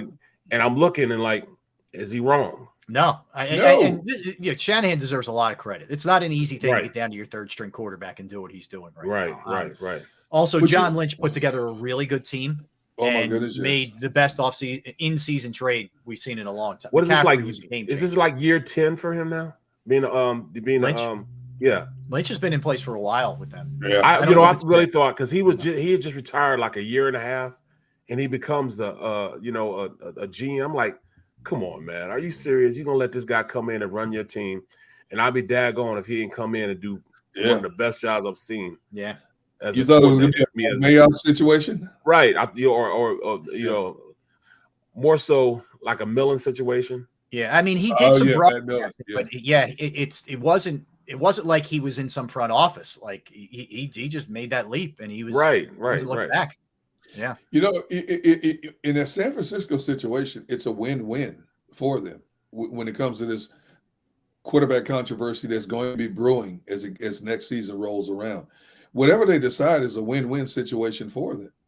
You know, with whether they play the first-round pick or this kid who's been a Cinderella story. But you know, Rob, you're right. you give Kyle Shanahan the credit because they don't hold anything back with this kid. No. He throws the deep ball. He throws the intermediate routes. He scrambles back there, buys time like Mahomes, and he throws the ball out to a guy wide open because the defense is converged one way. He spins. They're letting this kid do what he does. You know, they haven't restricted him. You know, you look at backup quarterbacks, they come in a lot of games. They have restrictions on them. Have you seen any restrictions on this kid over the last 6-7 games? No, you're right. They're not coaching scared. Shanahan is not coaching them scared. Yeah. There is no tomorrow. Yeah, so that's kind of that. A couple other things here to hit from an NFL perspective, and there's a lot, man. We got a lot of good news here to dig into here, back and forth here. But Ravens players have made it a point to really come out publicly and back Lamar Jackson. Not surprising, but I guess because the last couple of days have been weird. I think they're trying to send a message to the Ravens organization and say, we want this guy back. We need this guy back. And that's crazy. You got to do that. Yeah. As a player, you got to exercise who you are to get this guy back into the facility. That's absolutely crazy. Mm-hmm. It is Lamar Jackson's offense. And I think those veteran players realize, you let this dude walk, who's going to be quarterbacking us next year? What's going to be quarterbacking us next year? Mm-hmm. Yep. I want some first-round pick quarterbacking us now. We're a playoff caliber team. There's nobody on the street out there who's worthy of coming in here and taking over this team. I don't want a Joe Flacco in here, a Joe Flacco type. I want some backup in here. No. Are you kidding? That'll set us back 2 years. Oh, man, it'll be the worst, man, because, you know, like you said, they've customized his offense around, you know, all of his – all of his skills. It's not as easy as plugging in Tyler Huntley. No disrespect. It's not. You know, and Tyler did a hell of a job. He did. Man. He's fine. He's fine. But Greg Roman has really choked everything down to be what Do you think he survives? By the way, guys, there's been a lot of frustration with that offense. Hard for me to blame a coach when Lamar's missed as much time as he's missed. But do you think he's safe for Greg Roman? I think not his fault. Not his fault. You can't run your offense without the franchise quarterback. You can't. Yeah. You know. Now you look at the OC situation in LA with the Chargers. You had Herbert under center. You had Austin Eckler. You had your O-line. You had your team intact except Mike Williams, and you scored 3 points in a big platform. You got to go. Greg Roman's got a built-in excuse. You know, what do you want me to do? My hands were tied. What do you want me to do? Yeah. I did the best I could with what I had. That's it. Well, so I mean, the thing I would not that the Ravens defense was bad, but you know, and maybe this was just Martindale wanted out of there, but Martindale doing what he's doing with the Giants is not a good look for the Ravens. You know, that he left there. He was their coordinator. Right. On the defensive side, I'm saying. Yeah. Yeah. So why did he leave though?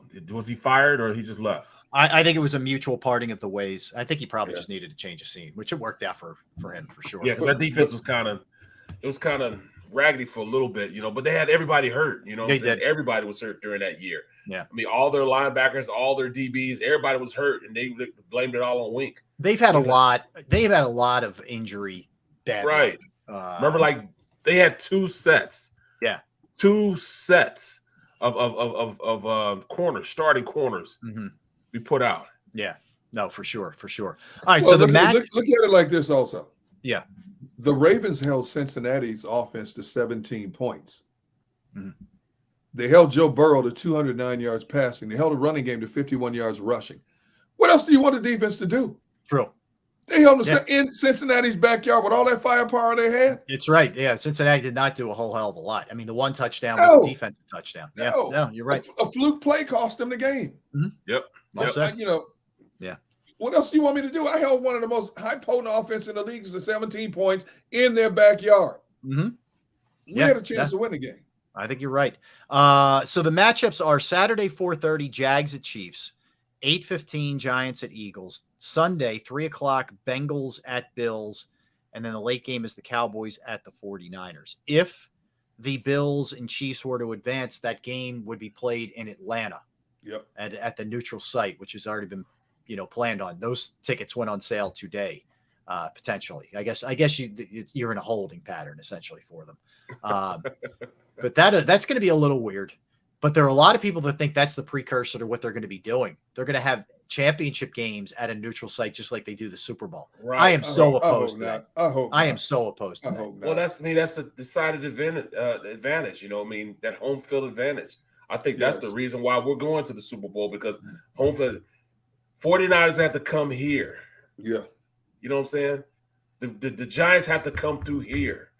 You know, it's a lot harder, man. Bro, you really don't understand what home field advantage is until they really don't know it anymore until you've played in the vet under those hostile, conditions. Right. You know, I knew we had an advantage when I was playing here, but it wasn't until I came back and played inside this place that I really understood how hostile it is to play in somebody else's house and literally have fan base that, absolutely acts like they hate you. Mm-hmm. You know what I'm saying? It was an amazing experience, man. Yeah, it was an amazing experience. Whoever the highest seed is for the conference championship games have earned that right to host that game. 100%. Plain and simple. Yep. And you know what they say? If it ain't broke, don't fix it. Okay. Mm-hmm. Why would you mess that up? Why would you take that right away from a team that has fought tooth and nails to be the number one seed, if they're the number one seed, to be the home team? You're the best seed surviving. Why wouldn't we have that right? Say you're like the 3 or 4 seed and you knock off the 1 and 2 seed. You deserve the right to host that game. You've earned that right, Yeah. Absolutely. I hope they don't change that, man.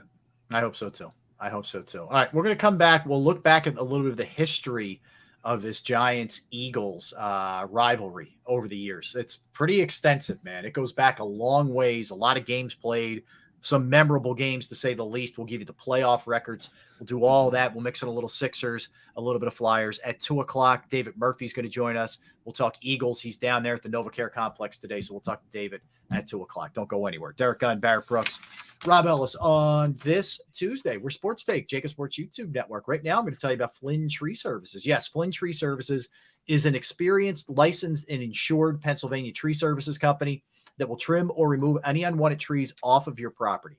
They offer cost-effective solutions to any tree problem that you may face. And they're just a quick phone call away. They're experts at trimming all types of trees, and they serve southeastern Pennsylvania, South Jersey, northern Delaware. I'm going down the street today. I'm walking the dog this morning, and my neighbor's had a tree that was like hanging over into the street. It was a mess. The township reached out to him, said, you got to take that thing down. I was talking to him a little bit. I recommended my guys at Flynn Tree Services, and he's going to be all squared away. Yes, they specialize in tree removal, stump grinding, tree pruning as well. Keep in mind, you got storm season, some nasty winds this time of year. It's a great time to get your trees evaluated before you have a bigger problem. You go to their Facebook or Instagram page for more information or a sampling of their work. Give Flynn Tree Services a call, 610-850-2848, 610-850-2848, or online at flynntreeservices.com. That's flynntreeservices.com.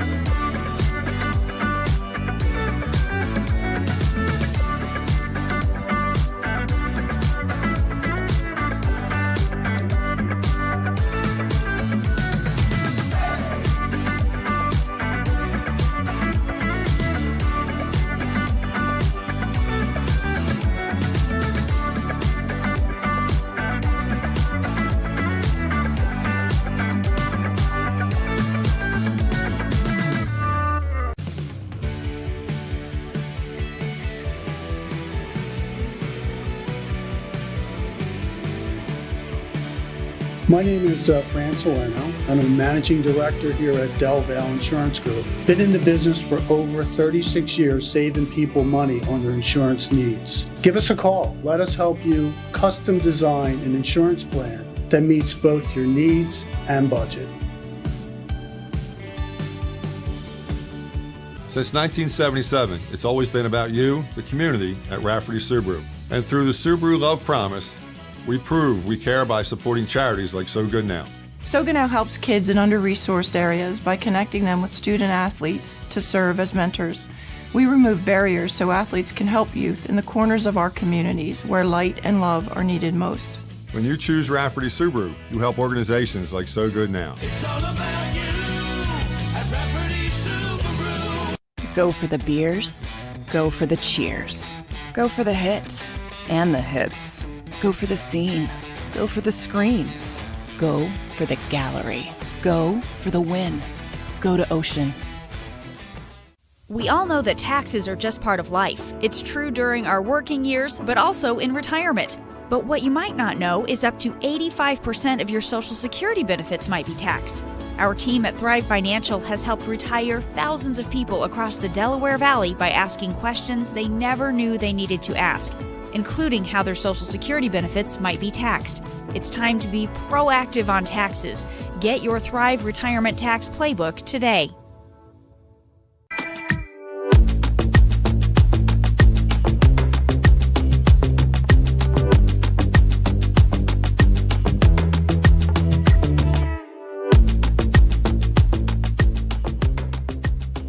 Post-game show with Seth Joyner. I knew that they had a running game. Derek Gunn. He has put in the effort. Devin Caney. Had we not won the Super Bowl, what would we be saying? And Mike Missinelli. Well, you know who Philly is. Post-game, now streaming on the 6ABC family of apps.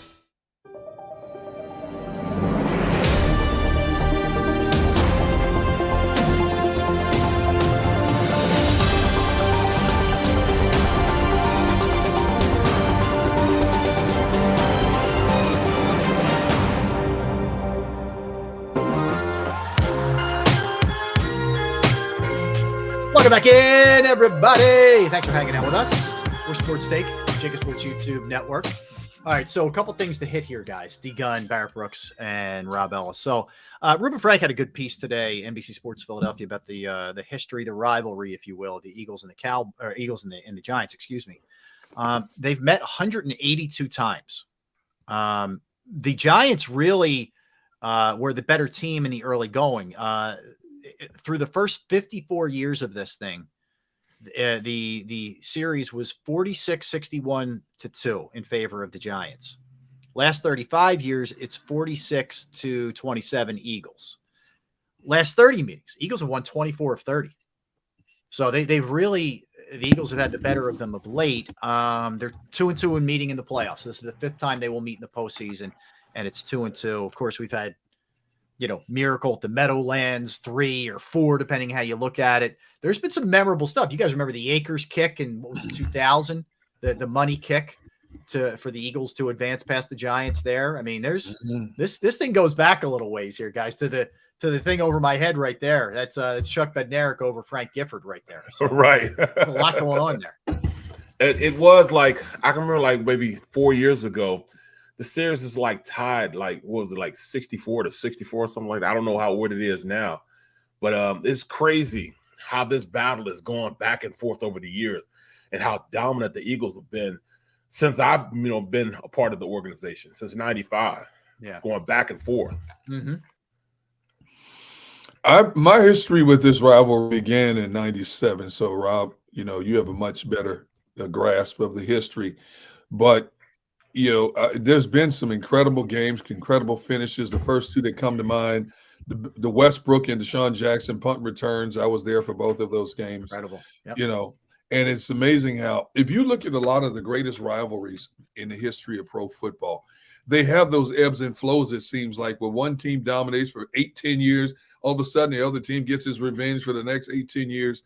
And I think this rivalry kind of follows that trend. Right now, it's all about the Eagles, and hopefully, knock on wood, that'll be the same case Saturday night.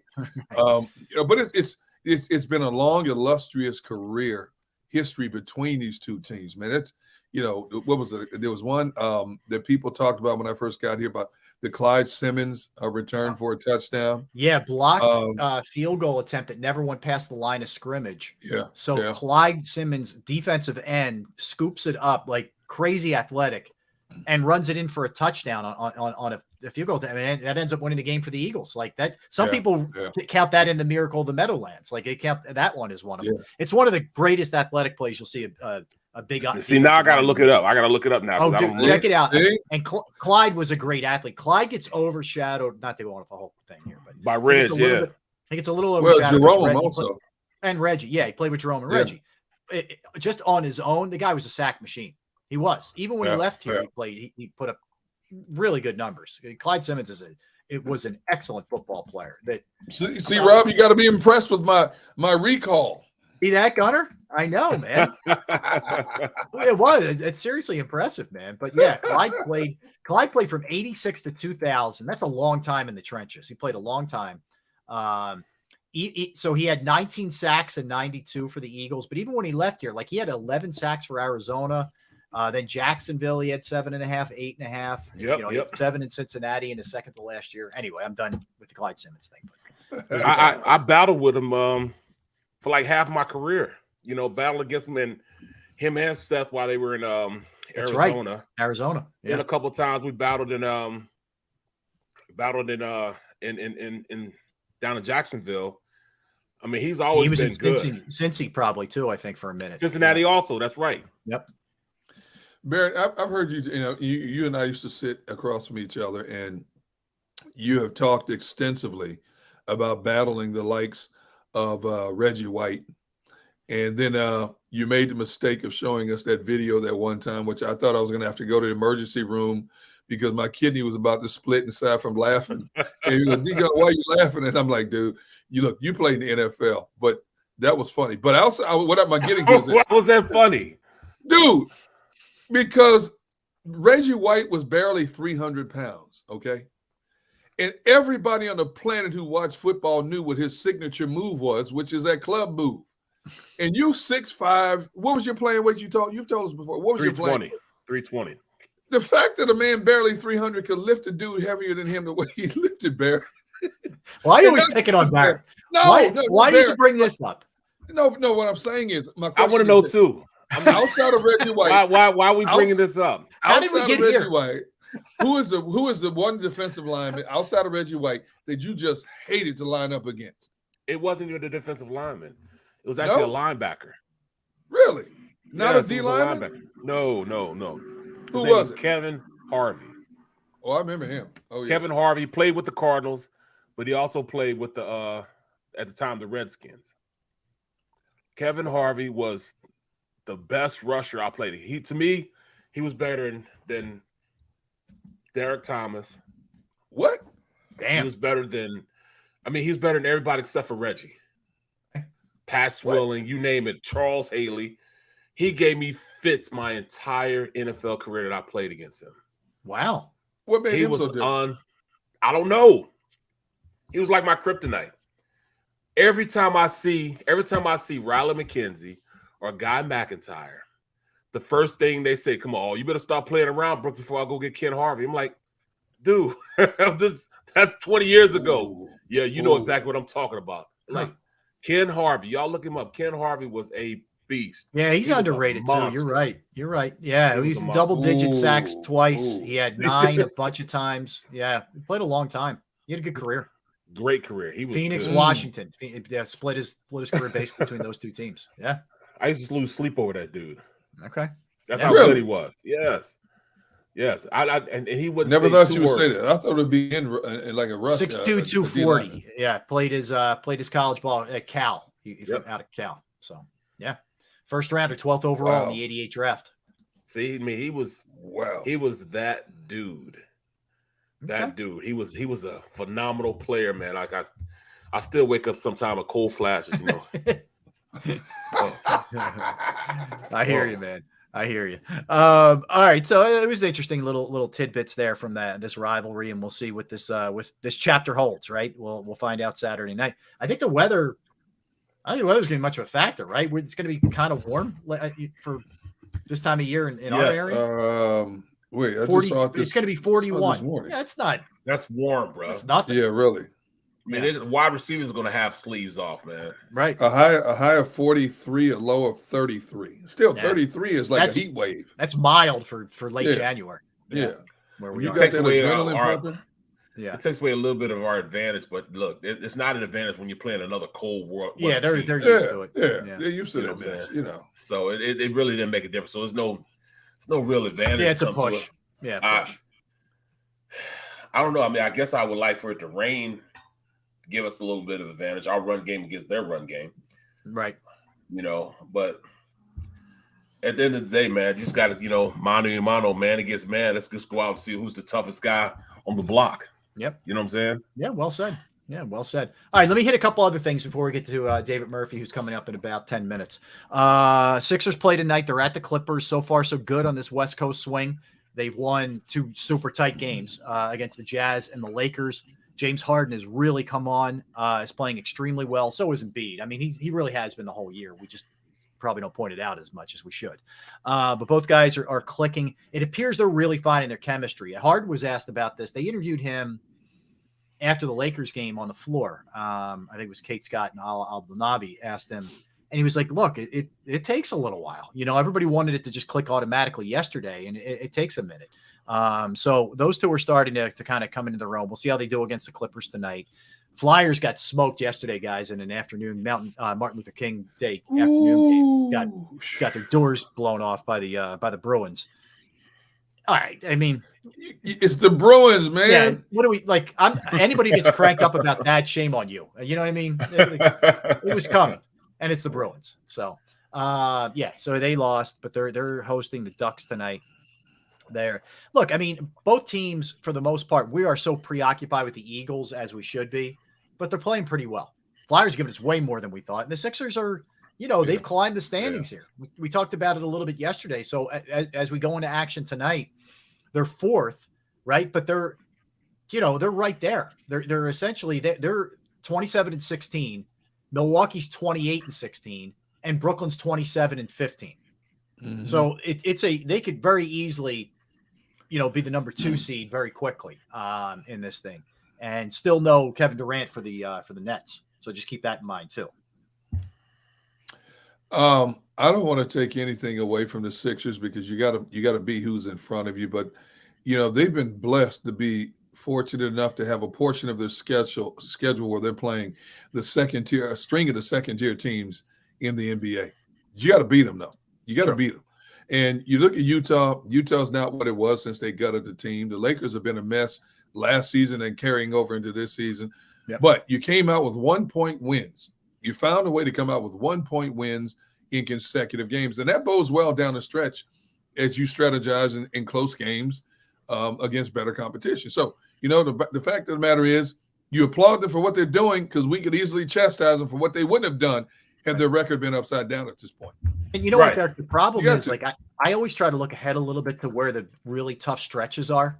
Yeah. There's so many bad to mediocre teams. Like, there's not a lot. Like, I'll give you one that is going to be interesting. Like, January 25th, they're home against Brooklyn, and then they're home against the Nuggets. Okay, that's a tough one too. Okay, right. But you get Orlando a couple of times, and then it's San Antonio after that. And, you mix in a Boston, you mix in a Brooklyn, but then it's Houston who stinks.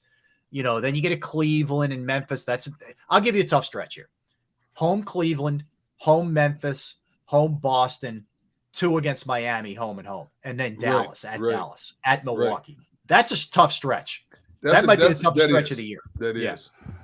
And, and every dog has its day. I mean, you go back to earlier this year, I believe it was a couple of days after New Year's Day. Boston, which is the most dominant team in the NBA, they give up 150 points to Oklahoma City. Right. It just happens. It's just one of those. Oklahoma City couldn't miss that day, and Oklahoma came in here and beat the Sixers. It just happens. You're going to have those. Right. And it does. But as long as you win a majority of games, you're supposed to win. That's all you can do. I agree. Well, I mean, but we're at I'm just going to speak for myself. I'm not going to say the fan base. I'll speak for myself. Right. Where are we at as far as, if we go into the playoffs, what's the expectation? Getting past the number 2, round of playoffs. We can get past that, then, we'd say it's a great year for us. We just can't get past that. Yeah. It's a significant start, Barrett, because it hasn't happened the last couple of years.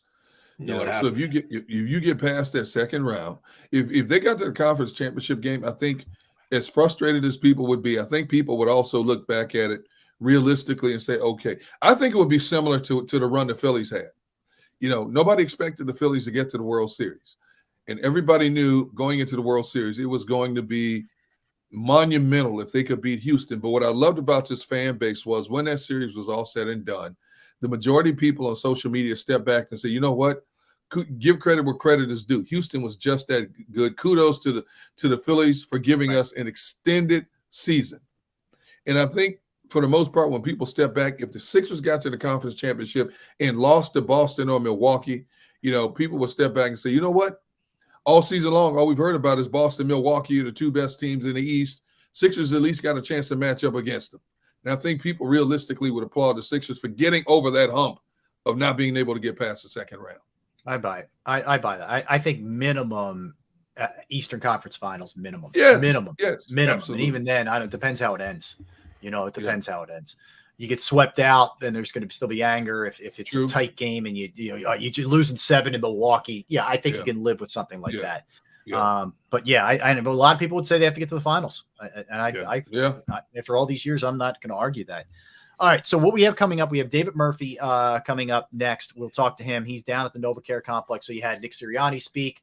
You had Jalen Hurts speak. Players meeting with the media as well. They're practicing today. Normally Tuesday's an off day, but because they're playing Saturday, they did practice today in anticipation for that night game on Saturday. So we'll come back. We'll dig into that. You know, we'll jump around a little bit. We'll talk about the game last night with David. We'll get into maybe a little bit of Sixers because he also covers the Sixers quite a bit. But we'll hit all those kind of things with him. And you know what? I mean, look, the when you have a playoff week, and now we know, right? Now we know who it's going to be. It's not just us last week sort of anticipating what it might be, who it could be. We know what it is. It's concrete now. It's just got a different vibe to it, playoff week, than any other time of year, and you hope it just keeps rolling. Absolutely. So the beauty is if you can win, you stay at home, and you let Dallas and San Francisco just beat each other up and see how that thing shakes out. And whoever the winner is has got to come here. That's for sure. And then next up after that, I hear you. Let's just hope that Dallas beats the 49ers, and no team after playing the 49ers has ever won this year. So you mean throughout the record that Dak is 8-1 versus the Eagles? All goes away. So hopefully that theory, the 49ers, nobody's won the next game after coming out of a backyard alley brawl. I like that. By any means necessary, by any means possible, just make it happen. Yes, exactly right. All right, we'll come back. David Murphy will join us from the Inquirer. He's Derek Gunn. He's Barrett Brooks. I'm Rob Ellis. We're Sports Take, JAKIB Sports YouTube Network. We're going to talk about Razor technology right now because data is everywhere in business today, but when it's locked away in silos, it can't be efficiently used, and businesses don't have time to wait for the insights that shape decision-making. Razor Technologies data management not only integrates data from wherever it's generated or collected, but provides a uniform structure for storing, interpreting, and distributing it to decision makers. Razor helps businesses transform and model their data, use it to populate real-time dashboards, and create shareable reports that highlight key areas of progress, as well as warning signs in need of attention.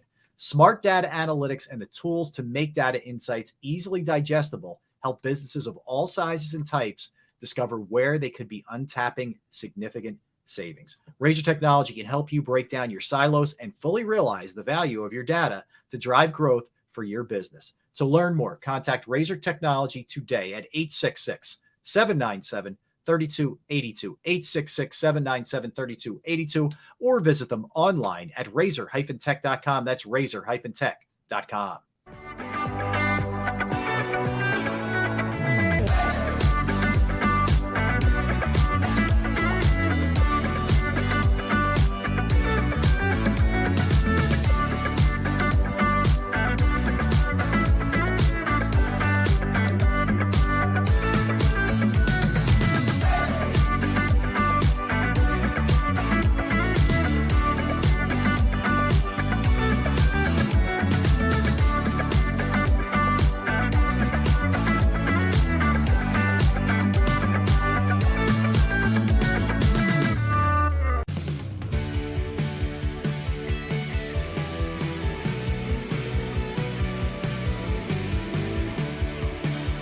My name is Fran Salerno, and I'm a managing director here at Del Valle Insurance Group. Been in the business for over 36 years, saving people money on their insurance needs. Give us a call. Let us help you custom design an insurance plan that meets both your needs and budget. Since 1977, it's always been about you, the community, at Rafferty Subaru. And through the Subaru Love Promise, we prove we care by supporting charities like So Good Now. So Good Now helps kids in under-resourced areas by connecting them with student athletes to serve as mentors. We remove barriers so athletes can help youth in the corners of our communities where light and love are needed most. When you choose Rafferty Subaru, you help organizations like So Good Now. It's all about you at Rafferty Subaru. Go for the beers. Go for the cheers. Go for the hit and the hits. Go for the scene. Go for the screens. Go for the gallery. Go for the win. Go to Ocean. We all know that taxes are just part of life. It's true during our working years, but also in retirement. But what you might not know is up to 85% of your Social Security benefits might be taxed. Our team at Thrive Financial has helped retire thousands of people across the Delaware Valley by asking questions they never knew they needed to ask, including how their Social Security benefits might be taxed. It's time to be proactive on taxes. Get your Thrive Retirement Tax Playbook today.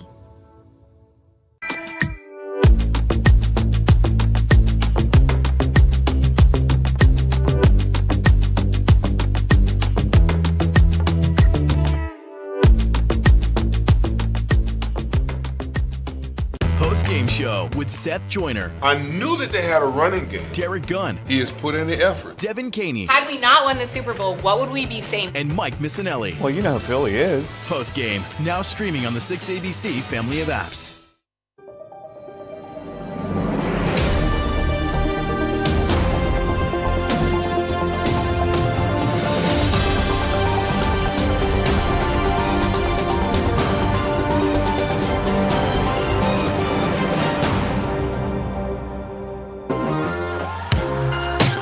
All right, welcome back in, everybody. Thanks for hanging out with us on this Tuesday. We are Sports Take, JAKIB Sports YouTube Network.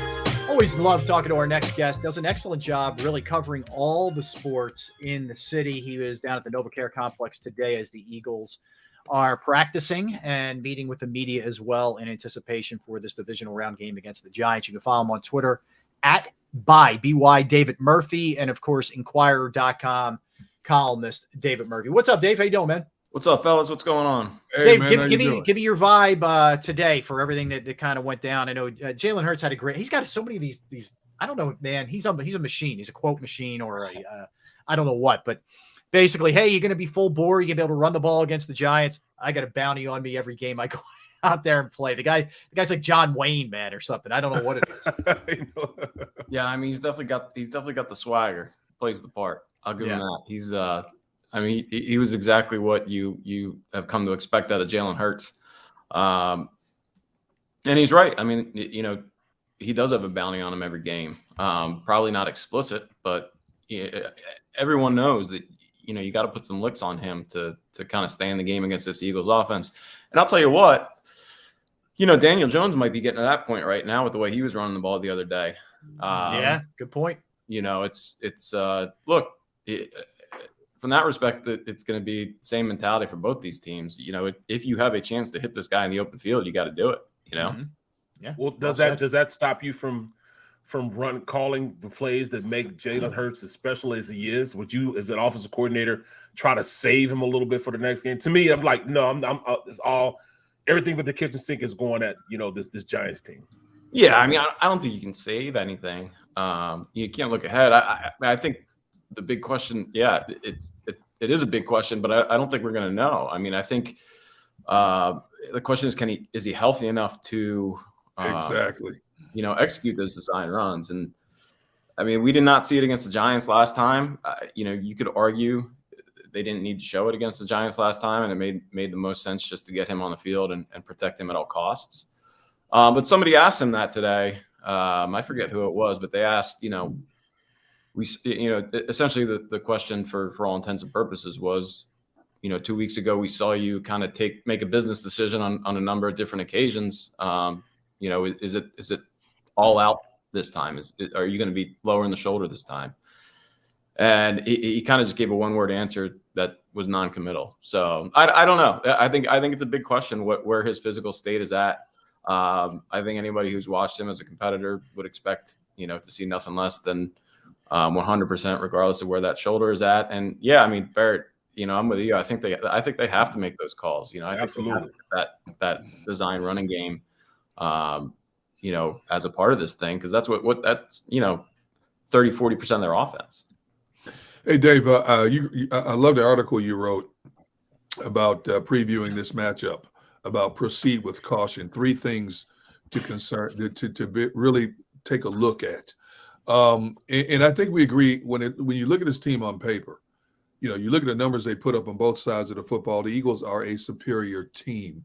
Mm-hmm. But enlighten those who are watching and listening some of the concerns that you had moving forward as we get closer to this matchup. Well, I mean, health's obviously the one big thing. We'll see what Lane Johnson looks like. I don't think that will be an issue, just given the way kind of he's practiced and also the way that he's played, through stuff in the past. But that's one big thing that could go wrong. And then Hurts obviously is another big thing. If for some reason he really isn't, if he is only 75% of himself, maybe that's enough to let the Giants back in this thing. But look, I was talking to someone in the locker room just an hour ago, and he put it best. I think I would be much more surprised if the Eagles lost this game than if they won by 2 touchdowns. So I mean, that's okay. That's kind of where my head is at. But we'll see. I think Daboll. I think Brian Daboll's a great coach, and I think that's probably one variable that you have to account for. The Giants kind of take the air out of the football. They're not the most pleasant team to watch on the offensive side of the football. But if you limit possessions and then all of a sudden one turnover, that can be the difference. So look, we still got to see Jalen Hurts and Nick Sirianni win a playoff game. I think this is an opponent that they've showed they can handle, with relative ease in the past. But we should take nothing away from them, if they do in fact win this game, because I think simply going out there and executing to a point where you score more points than the other team right now, it's a big step forward for this team. Yeah, and that's the thing, David. You mentioned the talent gap, and I think it is pretty significant, but they are well coached, the Giants. You do wonder at some point if the lack of weaponry other than Saquon, and Daniel Jones certainly can hurt you in a number of different ways. We've seen that. But that doesn't catch up to them at some point. It didn't last week against the Vikings, but man, you do wonder if the Eagles can come out and establish themselves early. Can the Giants get back in a game if they're not leading or it's super close? Mm-hmm. Well, I mean, that's the thing. That Vikings defense is just I don't know how they grade out as well as they do. But that's one of the worst defenses in the league that I've seen this year. And I think we saw it firsthand back in week 2. They're just not very good. And look, I think the Giants have a running game that the Eagles historically have not struggled to stop. It's kind of that power, downhill game. I'm not sure Saquon has that cutback explosion that he used to have. I'll tell you what, the one big variable is Daniel Jones carried the ball 17 times last game. And we've seen it with Hurts. We've seen it with Vic. We've seen it with, just about any scrambling quarterback out there. I mean, Justin Fields, he's not very good, but they won some games just because he can, it's real frustrating. And Jones is kind of might be the most frustrating of them because, he doesn't necessarily have that step, he doesn't have that quick athletic burst, but, when a guy like that then, scrambles for 10 yards on a 3rd and 8, it's just a complete backbreaker, you do everything right. And, look, I think I am not scared by what the Giants did against the Vikings last week. I think the Vikings. No, absolutely. I think the Vikings are a uniquely bad defense, and the only way I see them losing this game is just a complete meltdown. Well, looking at coaching staff, we asked Matt Lombardo about the same thing. Coaching staff. You got 2 coaches who probably should win. Coach of the year with, how they brought these teams, 14-3. And then you have a team that made it to playoffs who was so bad. I mean, the worst team I saw last year was the Giants. And now look at them now. What would you say is the best coaching staff out of the 2? Sirianni, Daboll? I'm a huge Daboll fan, but I just think Sirianni, I haven't watched him every day. Right now, I don't know how many better coaches in the league there are. Obviously you got Andy Reid and You know, I'm not going to throw him in that category yet, but I'll tell you what the similarity is between these two coaches is they both coach to their talent, I think. You know, and I'm interested to see what the Giants roll out here against the Eagles because, you know, I mean, Dable has shown an ability to kind of adapt, and I think both have reached a point where they're really calling offenses that are specifically designed to maximize what their quarterback does. Mm-hmm. I mean, look, the difference between these two teams, it might not be the coaching staff, it's the offensive line, you know, and that's the biggest difference between. That's why Sirianni can do what he does. You know, having this offensive line allows you to do so many things as a head coach. Now you still got to be a good head coach, but you know that Giants line is still it's not nearly on the level of this Eagles offensive line. And the fact that they can run the way that they do, the fact that the Eagles can gash you the way they do. I mean, they 2 years now, you know, they've been calling an offense that's, you know, 50, 60% runs and, you know, 200 passing yards is the norm for this team. Right. You know, that's a huge difference. Like when you're getting 4 yards before contact, it's just such a big thing. And I think Sirianni, you know, coaches that up very well. You know, I'm not taking anything away from him. Same thing we see out of Shanahan over in San Francisco, but they have the talent and the Giants don't. And that's really where I think, you know, the big differentiator in this game is. Right. Murph, let me ask you, you got CJ Gardner-Johnson back for that Giants game, whatever it was, but they got him back and we know what an impact he has. Now he could very likely be playing the slot here. It could be a different situation than how, you know, where he was playing that safety spot, but how big is it just to get him back? Because we saw the secondary, I would say Slay more than anybody else, take a little bit of a hit in his absence. Yeah. I mean, look, we've seen that for years, how important that safety position is, you know, you take it away, it matters. You know, maybe it doesn't matter, you know, enough for teams to invest in it the way you know they do a cornerback position. But we saw that last year. It was just there's a whole reason why they traded for him, you know, and moved him there. Yeah, I think it can't do anything but help. You know, I think it's huge. It's huge to come back. Avonte Maddox, we'll see. I don't know. Sirianni, I don't think sounded too optimistic about him. No. Yeah, what did he say about him, Murph? For people who don't know.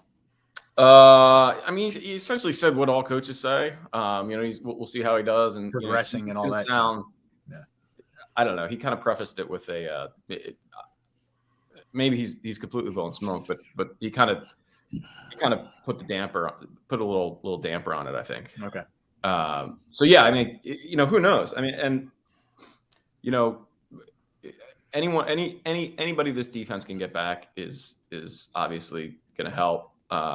Gardner-Johnson, I think, you know, he's a bigger variable probably against a team that's a little more vertical. You know, I don't know that I would. Yeah, he's huge. It's huge to get him back, but I think right now if the Eagles can stop the run, which I think they can, the Giants are not a team that can adapt real well. You know, when they have 3rd and 8, you know, throughout a game. Hey, David, topic we discussed several weeks on this show. Now, we all sit here today on a Tuesday believing Lane Johnson is playing in this game. There's nothing that tells us that he's not going to play in this game. He may not be 100%. But if he re-aggravates that thing to a point where he can't go anymore, do you think we've seen enough of Jack Driscoll on that right side? Would you be all on board if they decide to move Malata to the right side and insert Dillard? We haven't seen it. You know, we've been screaming for it. We haven't seen it. But I think in a game of this magnitude, I think it would be a natural progression instead of crossing your fingers, putting Dillard back, putting Driscoll back on that right side. Yeah, I mean, I don't know. I think you have to think about it, given what we've seen, you know, out of the other scenario so far.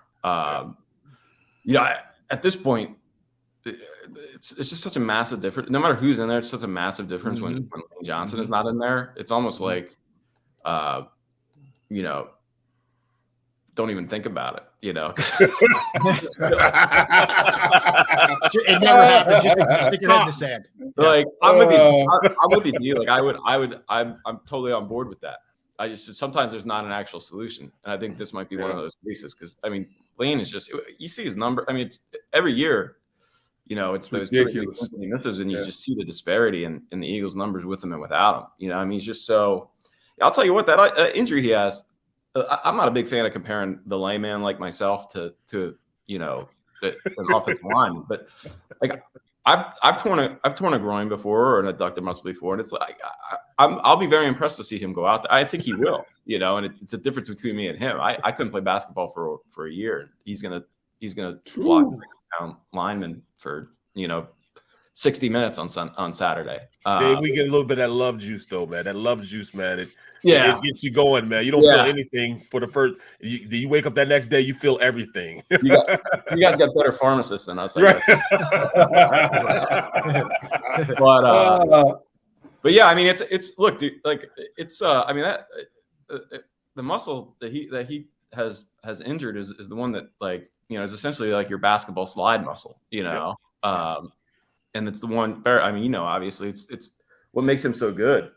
His ability to balance on while doing that. It's that kick leg. Yeah. But at the same time, I don't think he would be cutting WWE promotions if he was worried. So right. How about Miles Sanders, Murph? What are your expectations? Because he gouged them in that first game, against the Giants. He had a big game. It's been limited of late. How much of that was maybe his knee wasn't 100%? How much of that is maybe they got away from it a little bit too much as play callers, et cetera? You expect a big one out of him this week? Yeah, I do. And you know what? I like what I've seen out of Boston Scott. Although we've been saying that for 4 years now, and it's like they only rediscover it every year. And especially against the Giants, he's good. Yeah, right? Yeah. I mean, he hits. Look, I think we're going to see. I mean, I don't have any obvious insight into the meeting room and what they're talking about, but I would be surprised if we don't see just a vintage downhill. If they don't run the ball 30 times, I'll be surprised. Shoot, they might end up running it 40 times. So yeah, I mean, obviously, I think Sanders is going to be a huge part of that. I think Miles has kind of been Miles throughout his whole career. And it's just about whether he's healthy or whether they're calling his number. And I understand why they changed it up. I mean, Boston Scott, some of these guys, going back all the way to Clement. I mean, they bring a little different skill set to the table than Miles does. And I think we're gonna see a ground and pound. I think it's just gonna be what the Eagles do well. Line up and just blow people off the ball, and then let Miles do his thing, and then throw Boston Scott in there for a couple other change of pace bullets. I think the same thing, man. Because you're gonna have to ground and pound them. But the only thing is, from an offensive side, if you look at their offense and how you've seen Jones just go out there and really make the plays, he's making lemonade with lemons. Oh yeah. I was trying to equate. What's his name? Hodgins. Isaiah Hodgins. Yeah. Hodgins. Yeah. I was equating him to the Travis Fulgham type of guy. You know what I'm saying? Will he be that type of guy? He had one great game, and now everybody's thinking he's the second coming. I just like our defensive backs against any of their any of their wide receivers all day long, man. So when I look at it, I can't look at Minnesota game and try to really put in perspective how we're going to play that defense, how we're going to play that offense with our defense. I just can't do it, man. I can't. Yeah, man. Their offense does not scare me. Right, not at all, not in the least. I mean, look, like the two Vikings games are like two of the only games of the Giants offense hasn't looked like trash all year, Right. They look really bad at times. The Lions, I think they put up a crooked number against. But this Eagles defense is just night and day from that Vikings defense. And I mean, Isaiah Hodgins, we've seen Slay and Bradbury kind of take care of business against, far more. Look, I like Darius Slayton. I think he's a good route runner. But the biggest thing is the pressure, I think. Jones just looks like a completely different. He doesn't move. As good of a scrambler as he is, he's not a great. He doesn't make real quick decisions. He doesn't really get away real quick. He doesn't have that first step, and I think that's what we saw when they played. When they played in the past. I think the Eagles' defensive line has the edge against this Giants' offensive line. And, you know, I wouldn't be surprised to see them do a little more design run with Daniel Jones to kind of counteract that a little bit. But yeah, I mean, I think I don't think you're going to see nearly the Giants passing game that you saw, you know, definitely not on Saturday, definitely not Sunday. Yeah. Hey, Dave, from a pressure standpoint, but go ahead. Yeah, Go ahead. Dave, take Hassan Reddick out of the equation because he's had a phenomenal year. Oh yeah, he was a monster last week or 2 weeks ago. Who would be your defensive MVP on this Eagles team outside of Reddick? That's a great question. I mean, you have to go with Darius Slay, I think, just because, you know, of what he does by just being able to man up on a guy. But you know, really all kind of works. It all kind of works. I don't know. What would you say? I mean, I would say Slay just because. I had said Bradbury. I mean, there's like so many different directions you could go with this. But one of those two. I think like those two should be co-MVP. Like having two cornerbacks like that is just such a big thing, you know? Yeah. We lose light on how good TJ Edwards is. Oh, he was the other guy I was going to say. Yeah, so many, you know. And like Rob said, how do you overlook Hargrave? You know what he's done. Yeah, and you've already taken Hassan Reddick out of the question, so you know we've named pretty much the entire team. You know, it's a good sign. Yeah, there's a lot of guys you can choose. But yeah, Edward. I mean, look, I just talked to him today. You know, I think you know he's. I mean, I don't want to say he's been underrated, but just the strides that put it this way, the strides that position has made over the last couple of years has been no question. It's one of the big differences between these two units last year. It's just that linebacker position.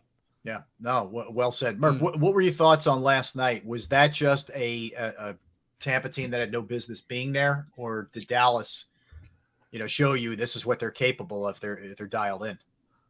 Well, I mean, I'm going to go to my grave doubting Mike McCarthy. So I'm going to lean towards the last. Look, that Bucs team, they've been awful all year. They had no business being in the playoffs. You know, Tom Brady has one foot out the door. He might want to just leave the building. The offensive line is just, you know, he's such a different quarterback when he has time and he doesn't have guys at his feet versus when he does. The guy just can't move anymore. He's 45 years old. You know, he still throw the ball. He just can't move. And yeah, I think this was. Look, the Cowboys have impressed me. They impressed me the way they put up those numbers against the Eagles defense, you know, when Minshew was playing. So I'm probably a little wrong in blaming completely the Bucs, but I think, yeah, that Tampa team is just they're not the. I mean, the Cowboys were a 2.5-point favorite on the road, you know, against Tom Brady. That kind of tells you something about, you know, the disparity between those two teams. But you know what? At this rate, though, the Cowboys really might make me eat it because, you know, I was not scared of them at all going into these playoffs, and you know, maybe they really are who they are. We'll find out this week. They're going against the hottest team in football. Yeah, I mean, Michael Parsons. I think I doubt them more. I just think Trayvon Diggs is so overrated that defense must be overrated. But you know, tell you what, man, Michael Parsons, he makes up for a lot of, you know, he's one of those guys he's everywhere, always in the center of the frame, you know, and like he just single-handedly blows things up. Is he healthy, by the way? He hurt his shin, like he got kind of clipped, like friendly fire sort of deal. They said it was a shin. I thought it was more of his thigh. He played in the second half, but it was the game was such a disaster at that point. I didn't really notice him as much. I went to bed shortly after halftime. You didn't miss anything. You missed 2 more kicks. Yeah, you missed PATs. That's about it. You missed 2 more kicks. For whatever reason, I've watched a lot of Bucs games this year. I'm not sure why. Maybe I've had money on them. Maybe. Actually, probably against them. In theory, you had money on them. Yeah. And they're every bit as bad as they looked. You know, against the Cowboys. They just looked that way. That offense has looked that way every week. I thought they were a threat to the Eagles just because of last year and because of Todd Bowles and because of you know, that defense. But I'll tell you what, Dak's playing a lot better than you know, I've given him credit for in the past, I think. I mean, don't get me wrong, I like him as a quarterback. I just never really considered him you one of those guys that should scare you or would make a difference in a playoff game. But he definitely he made some throws last night that made you think twice about that. Let me hit you with this, Mark, before we get you out of here, and we appreciate your time. You also cover the Sixers, cover everything for that matter. I've actually written like 95% Phillies since. Yeah, it's true too. It's true too. You do it all, man. But let me hit you with Sixers here, just as they're in season. We were talking about it a little bit earlier. They're starting to, it looked like, find some kind of groove.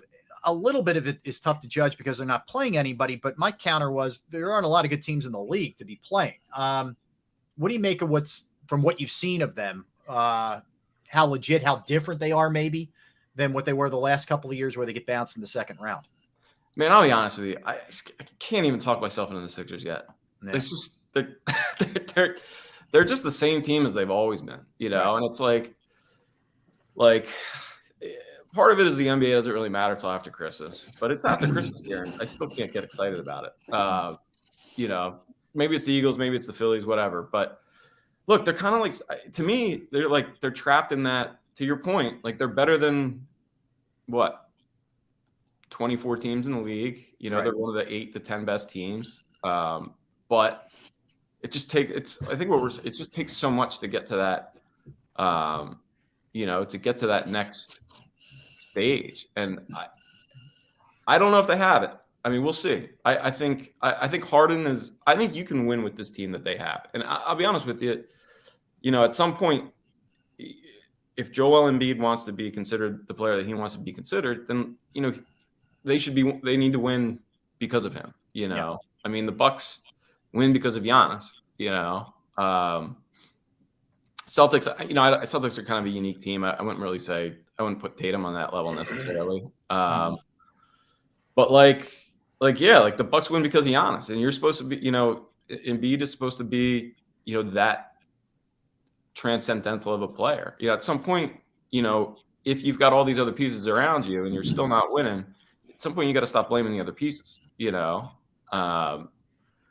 So I think they're better. I think they're more sensible. I love the Anthony Melton. I think it really comes down to Doc to make it work. And then it comes down to Embiid to be the dominant guy that he needs to be, Yep. David, let me ask. We're not going to know anything until the playoffs, Yeah.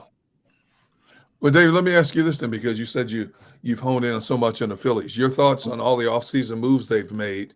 Trey Turner is a huge one, but how they've shored up their pitching staff up to this point. Yeah, I think they've done it. I think they've done all that they can do. I mean, you guys all know a bullpen. These relievers, it's really tough to know what you're going to get year to year. Like kickers, they're like kickers, man. They you are. Never know. But I mean, think about it. Like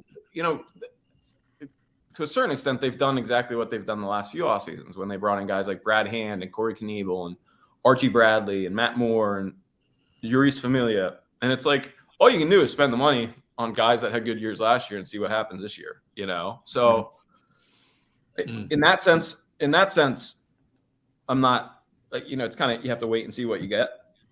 But I do think that they've done a really good job. I think they saw last year that the bullpen, the depth was a huge problem. And I think that they're, going to err on the side of having too much depth and too little this year. I like a lot of these like smaller moves that Dombrowski has made just to bring in arms. The guy, I love the move they made with the Tigers. Soto. Yeah. That guy, all you need is, you need Alvarado and Dominguez to be healthy and be who they were last year. And then all you need is, really one or two of those guys to hit for you and they'll be all right. So I like it. I like what they've done. I think, so much of it is going to come down to what we saw out of the big guys last year. Like our Nolan, Wheeler, what they were last year. Look, Wheeler, there's some reason to wonder like what his physical state was at, in the World Series. Nolan, I think, will be the same guy he's always been. So I think it comes down to, those guys are going to determine their upside. But I think they've look, if everyone's healthy, I think that 93 wins is their floor, you know? But I also think that health is such a big part of it. No question. Murph, listen, man, thank you. Keep up the good work. You can follow him on Twitter at @ByDavidMurphy. And of course, Philadelphia Inquirer, inquirer.com. Murph, we appreciate a couple of minutes. Man. Appreciate you, bro. Thanks, guys. Appreciate you, bro. All right, man. Take care. Be good. That is David Murphy. All right, let's get a quickie in here, guys, and we'll come back. And we will roll into our final segment, do some birthdays, do some movies, and get it back to some of the things that went down today with the Eagles and their meeting with the media as well. Don't go anywhere. Derek Gunn, Barrett Brooks, Rob Ellis. We are Sports Take, JAKIB Sports YouTube Network. Right back.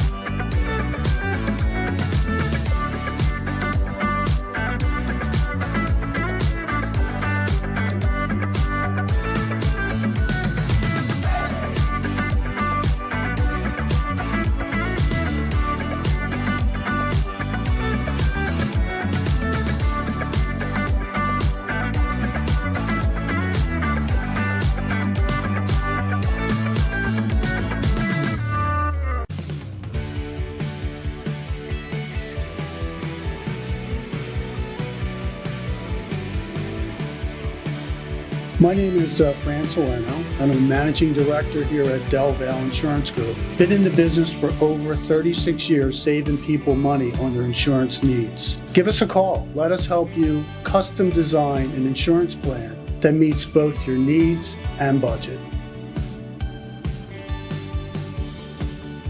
Since 1977, it's always been about you, the community, at Rafferty Subaru. And through the Subaru Love Promise, we prove we care by supporting charities like So Good Now. So Good Now helps kids in under-resourced areas by connecting them with student athletes to serve as mentors. We remove barriers so athletes can help youth in the corners of our communities where light and love are needed most. When you choose Rafferty Subaru, you help organizations like So Good Now. It's all about you at Rafferty Subaru. Go for the beers, go for the cheers, go for the hit and the hits. Go for the scene. Go for the screens. Go for the gallery. Go for the win. Go to Ocean. We all know that taxes are just part of life. It's true during our working years, but also in retirement.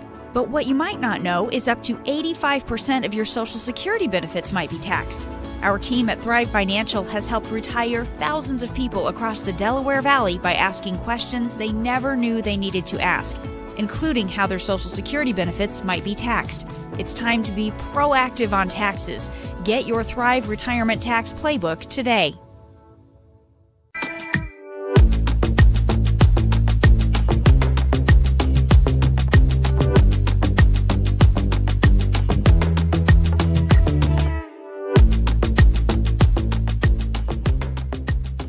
Post-game show with Seth Joyner. I knew that they had a running game. Derek Gunn. He has put in the effort. Devin Caney. Had we not won the Super Bowl, what would we be saying? And Mike Missinelli. Well, you know who Philly is. Post-game, now streaming on the 6ABC family of apps.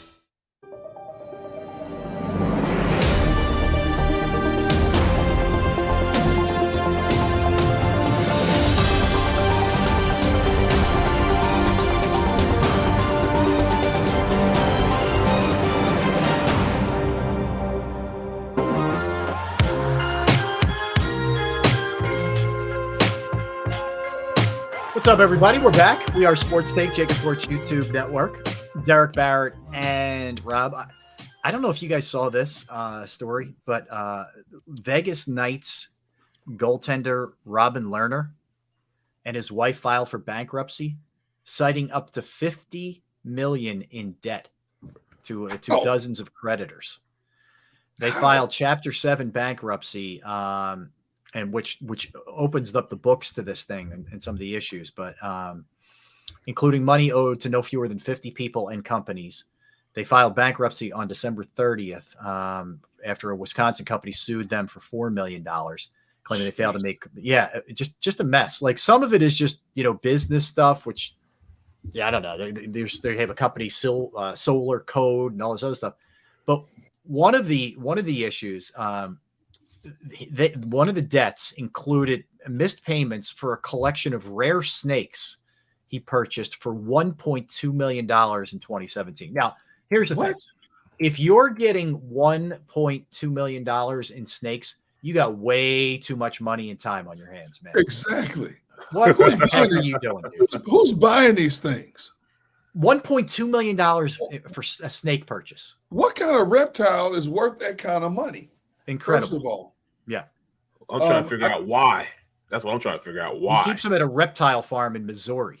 I'm assuming he's breeding them to make money. Do you really love snakes that much? When I covered the Steelers had a linebacker named Chad Brown. That's my boy. He was there. I mean, he's such a good dude. He was big into reptiles. He had a reptile business that was based out of Colorado, and he made good profit off of it. But he sold reptiles that were common to most people: the lizards, the snakes, and stuff like that. They were when you're talking about college. Yeah, he did. As a matter of fact, there were certain people wouldn't room with him because they were afraid of the snakes that he had. But when you're investing money into a rare type of reptile, only a small people who are really into reptiles will really try to purchase these things.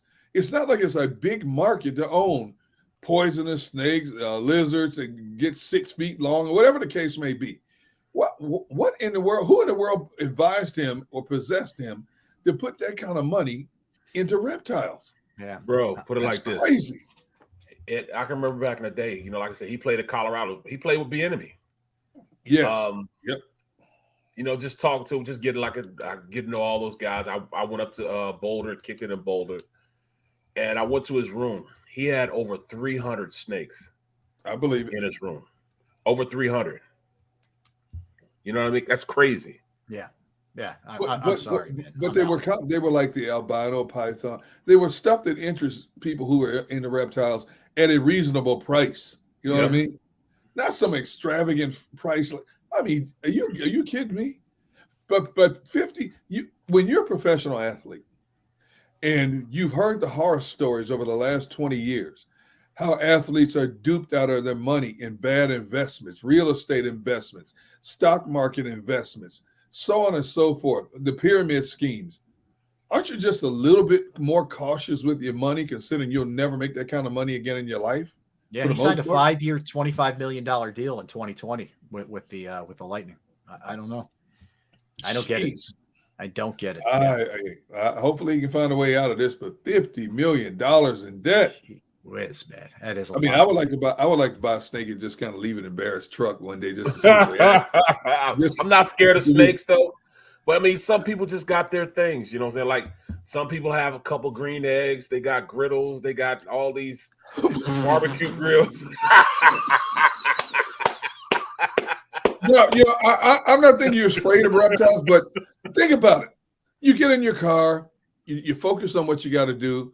All of a sudden, you look on something slithering next to you. Instead of that initial shock value, Rob's like, "Oh heck no!" I have a thing with snakes, man. I don't really? Even garden snakes, I freak out, man. Do you? Come on, man. 100%. Yeah. What about mice? Yeah, same thing. Really? Yeah. Oh yeah, mice. Yeah. 100%. I look forward to those moments when I get those little wooden traps, and I can find one somewhere near a wood pile outside. Put it. All of a sudden, you hear, "Oh." He gone. Bruh. Remember, we used to be at the office.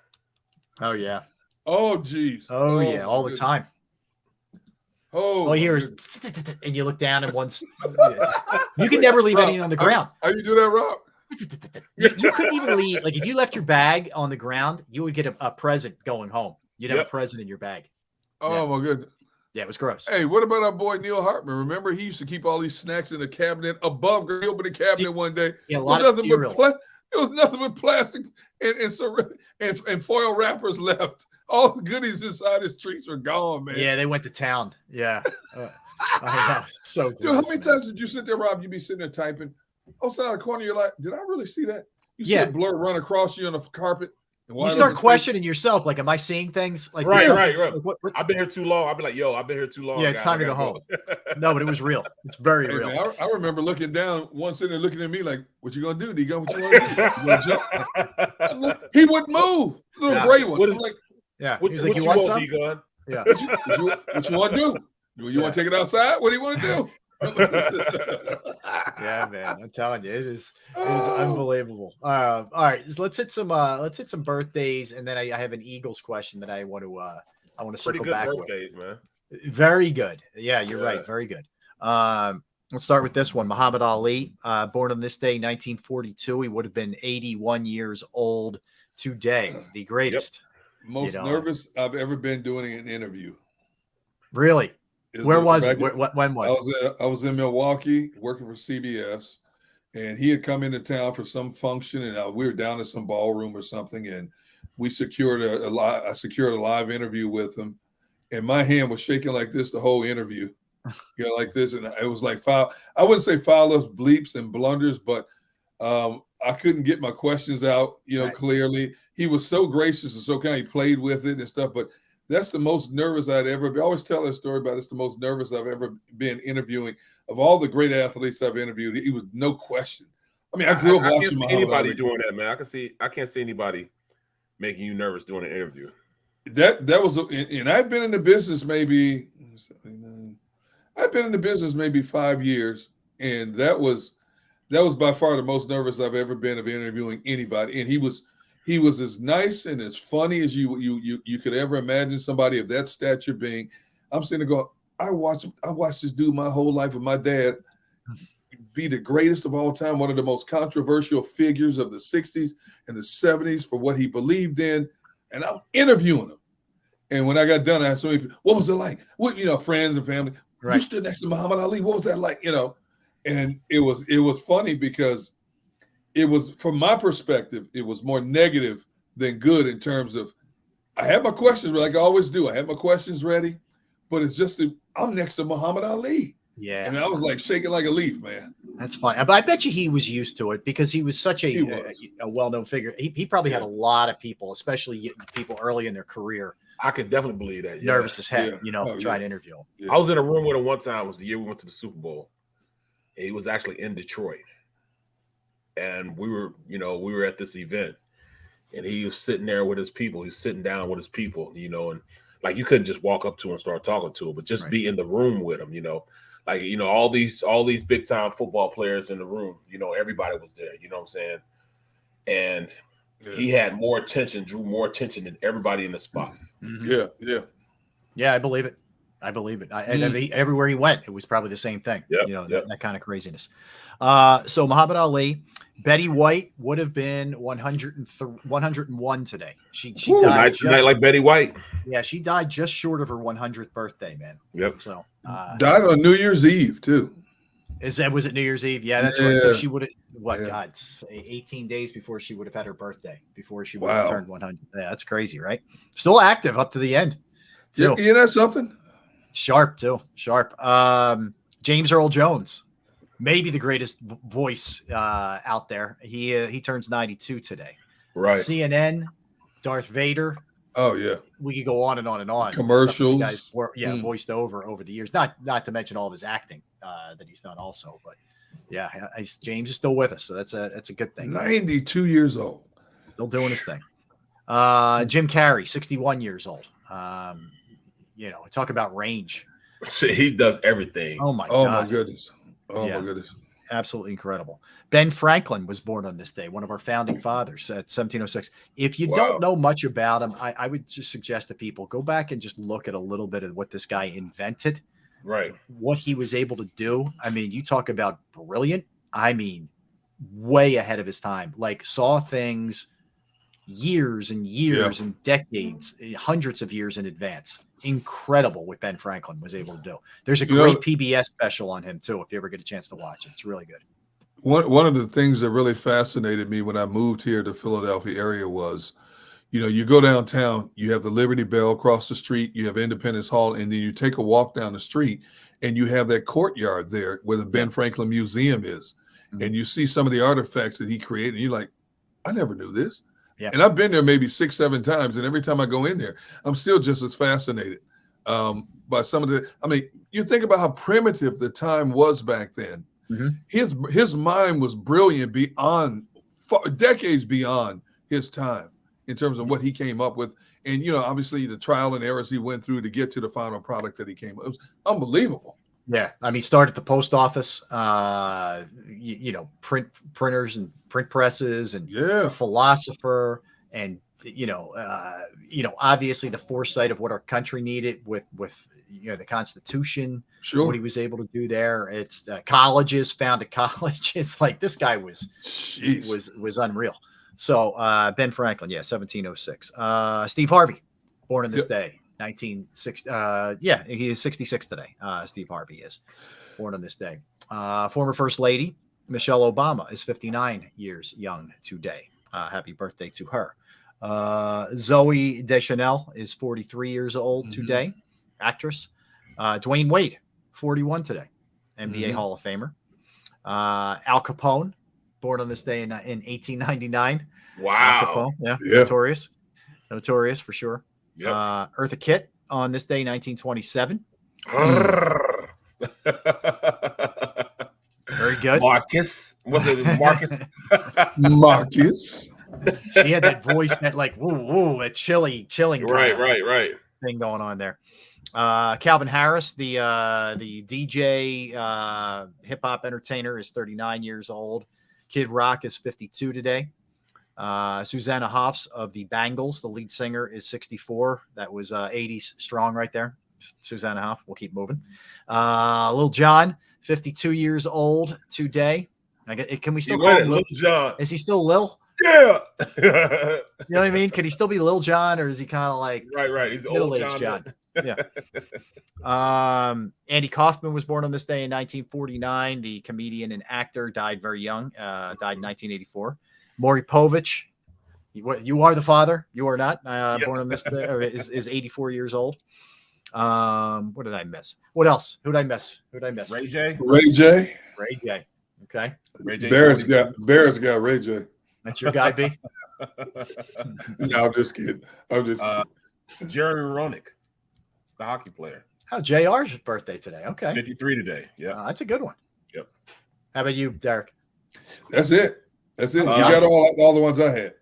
Okay. You went through a bunch of them today, man, but you didn't get Jake Paul. He's 26 today. Oh, I missed him. Yeah. Is he now boxer? Boxer / whatever he is. UFC / I don't really know what he is, but yeah, that guy. Yeah. Okay. All right. Movies. Got a few. Gone with the Wind. This day, 1939. Gone with the Wind was made. Juice with Tupac on this day in 1992. Bad Boys for Life. What was that? Was that the third or the fourth? I think that was the fourth. No, it was definitely at least the third. At least. Bad Boys for Life? I thought there was only 3. I'm saying that I think that was the third one. No? Is that the one? His son. Is that the one he finds out he has a son and the son's trying to kill him? Yep. You know, as much as I liked all 3, I like the third one the best. Really? You had Kate, what's her name? She's like the biggest star in Mexico, biggest actress name in Mexico. Kate DeCas. I can't forget her name. But what? I said she's the biggest actress in Mexico. Stop trying to instigate. Del Castillo. That's it. Yeah. I'm telling. Who are you going to tell? I'm not telling Ghostbusters. Believe that. Look. This ain't like Rob Ellis when you mention certain females' names and he gets that Cheshire cat grin on his face. This ain't one of those, bro. You know, I just said she's like one of the most famous actresses in Mexico. That's all I said. Mm-hmm. Look at Rob's face. See, that's that look right there. That's it. It was the third one, by the way. It was third one. It was okay. So that's the one I like. I like that one the most. Yeah. The second one. Wow, this big stretch. There were 17 years between the second and the third.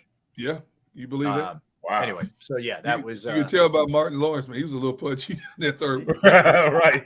Martin had that AI face where you get kind of a little expanded. Swole up. Swole.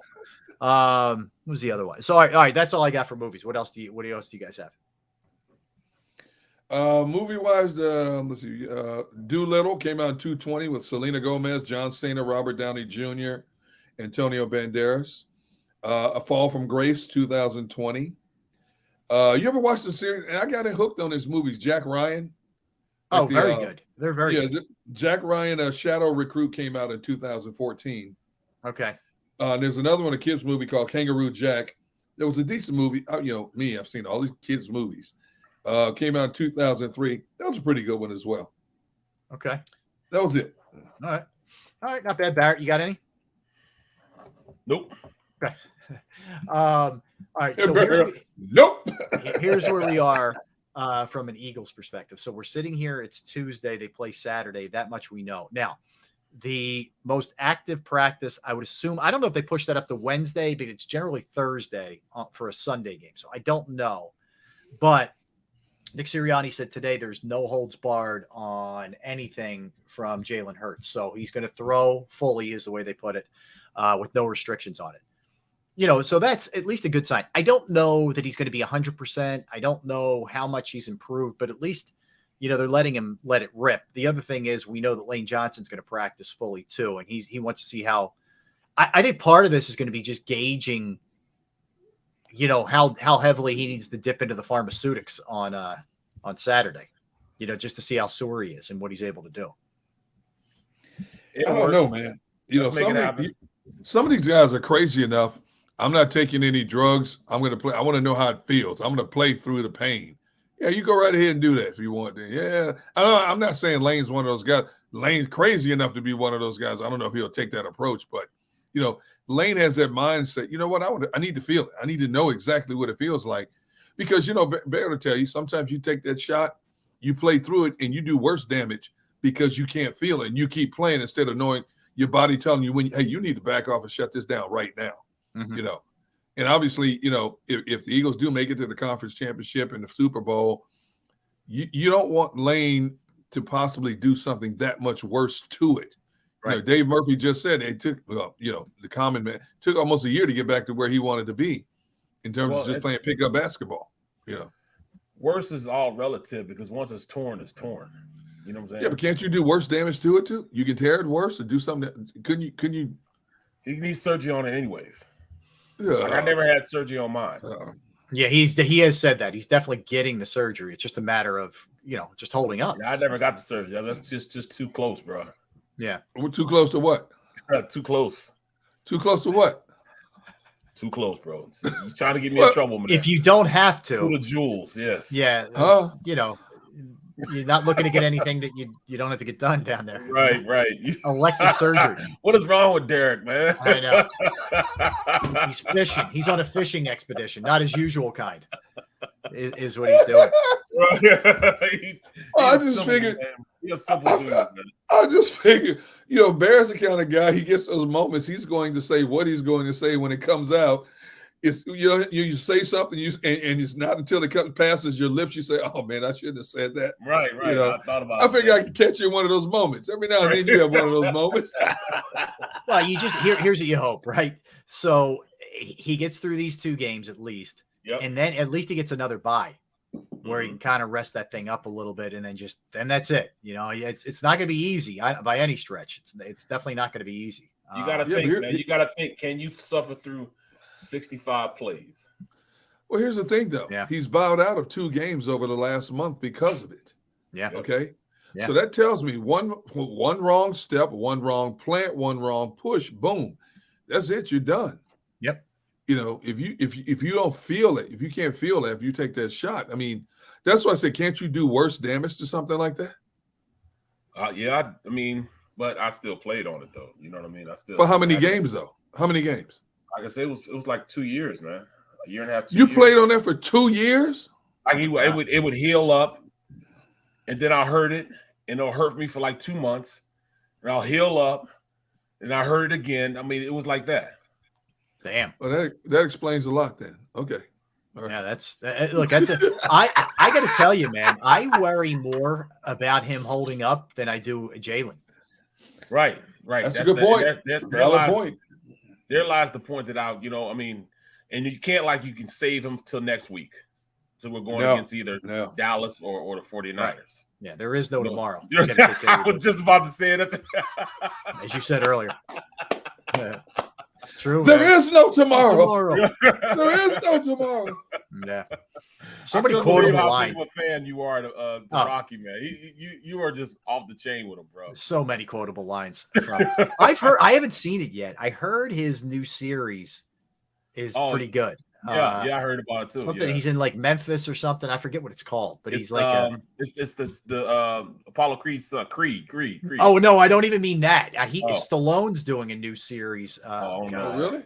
Yeah, hold on. I'll see if I can find it. It's actually gotten pretty decent reviews.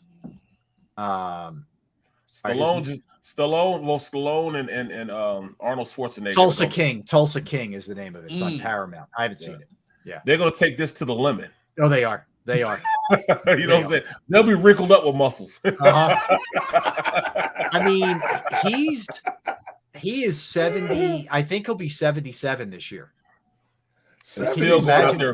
And he's still doing this. He's still running up them stairs. I know, right? Golly. It is. Yeah, he was born. So he was born in 46. So he'll be 77 in July 6th. It is crazy. Arnold's right around that age. Yeah. They're right around that. If anybody's seen it, Fitness Rebel, I think has she's seen it. I'd be curious where people are. Paramount. It's on Paramount. Okay. Yeah. Appreciate that.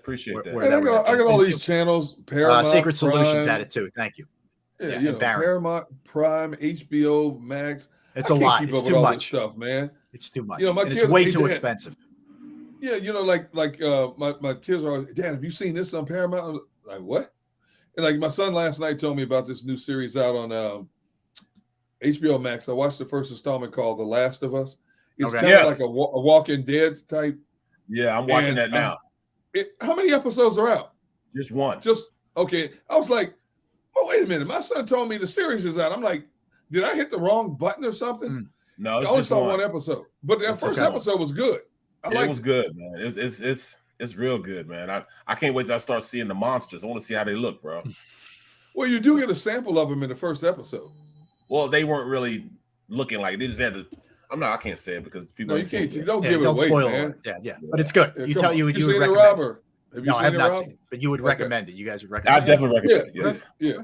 It gets a little long. I thought it was a little long in spots, but the overall plot is pretty good. But you have to pay attention from the beginning because it builds up from a certain year to a certain year to a certain year. Okay. So you have to pay attention.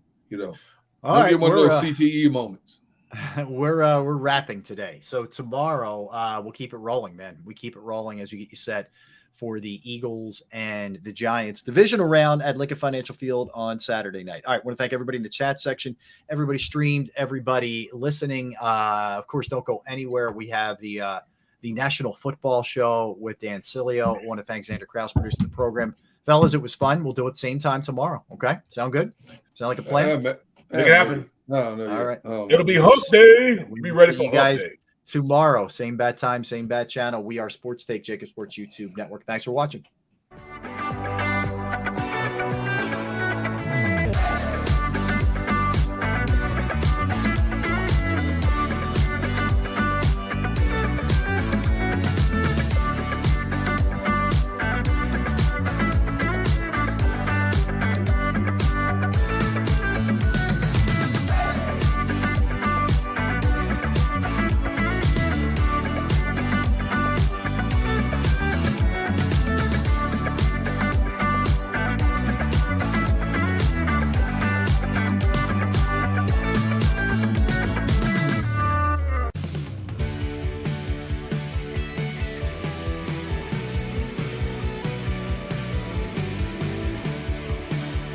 My name is Fran Salerno, and I'm a managing director here at Del Valle Insurance Group. Been in the business for over 36 years, saving people money on their insurance needs. Give us a call. Let us help you custom design an insurance plan that meets both your needs and budget.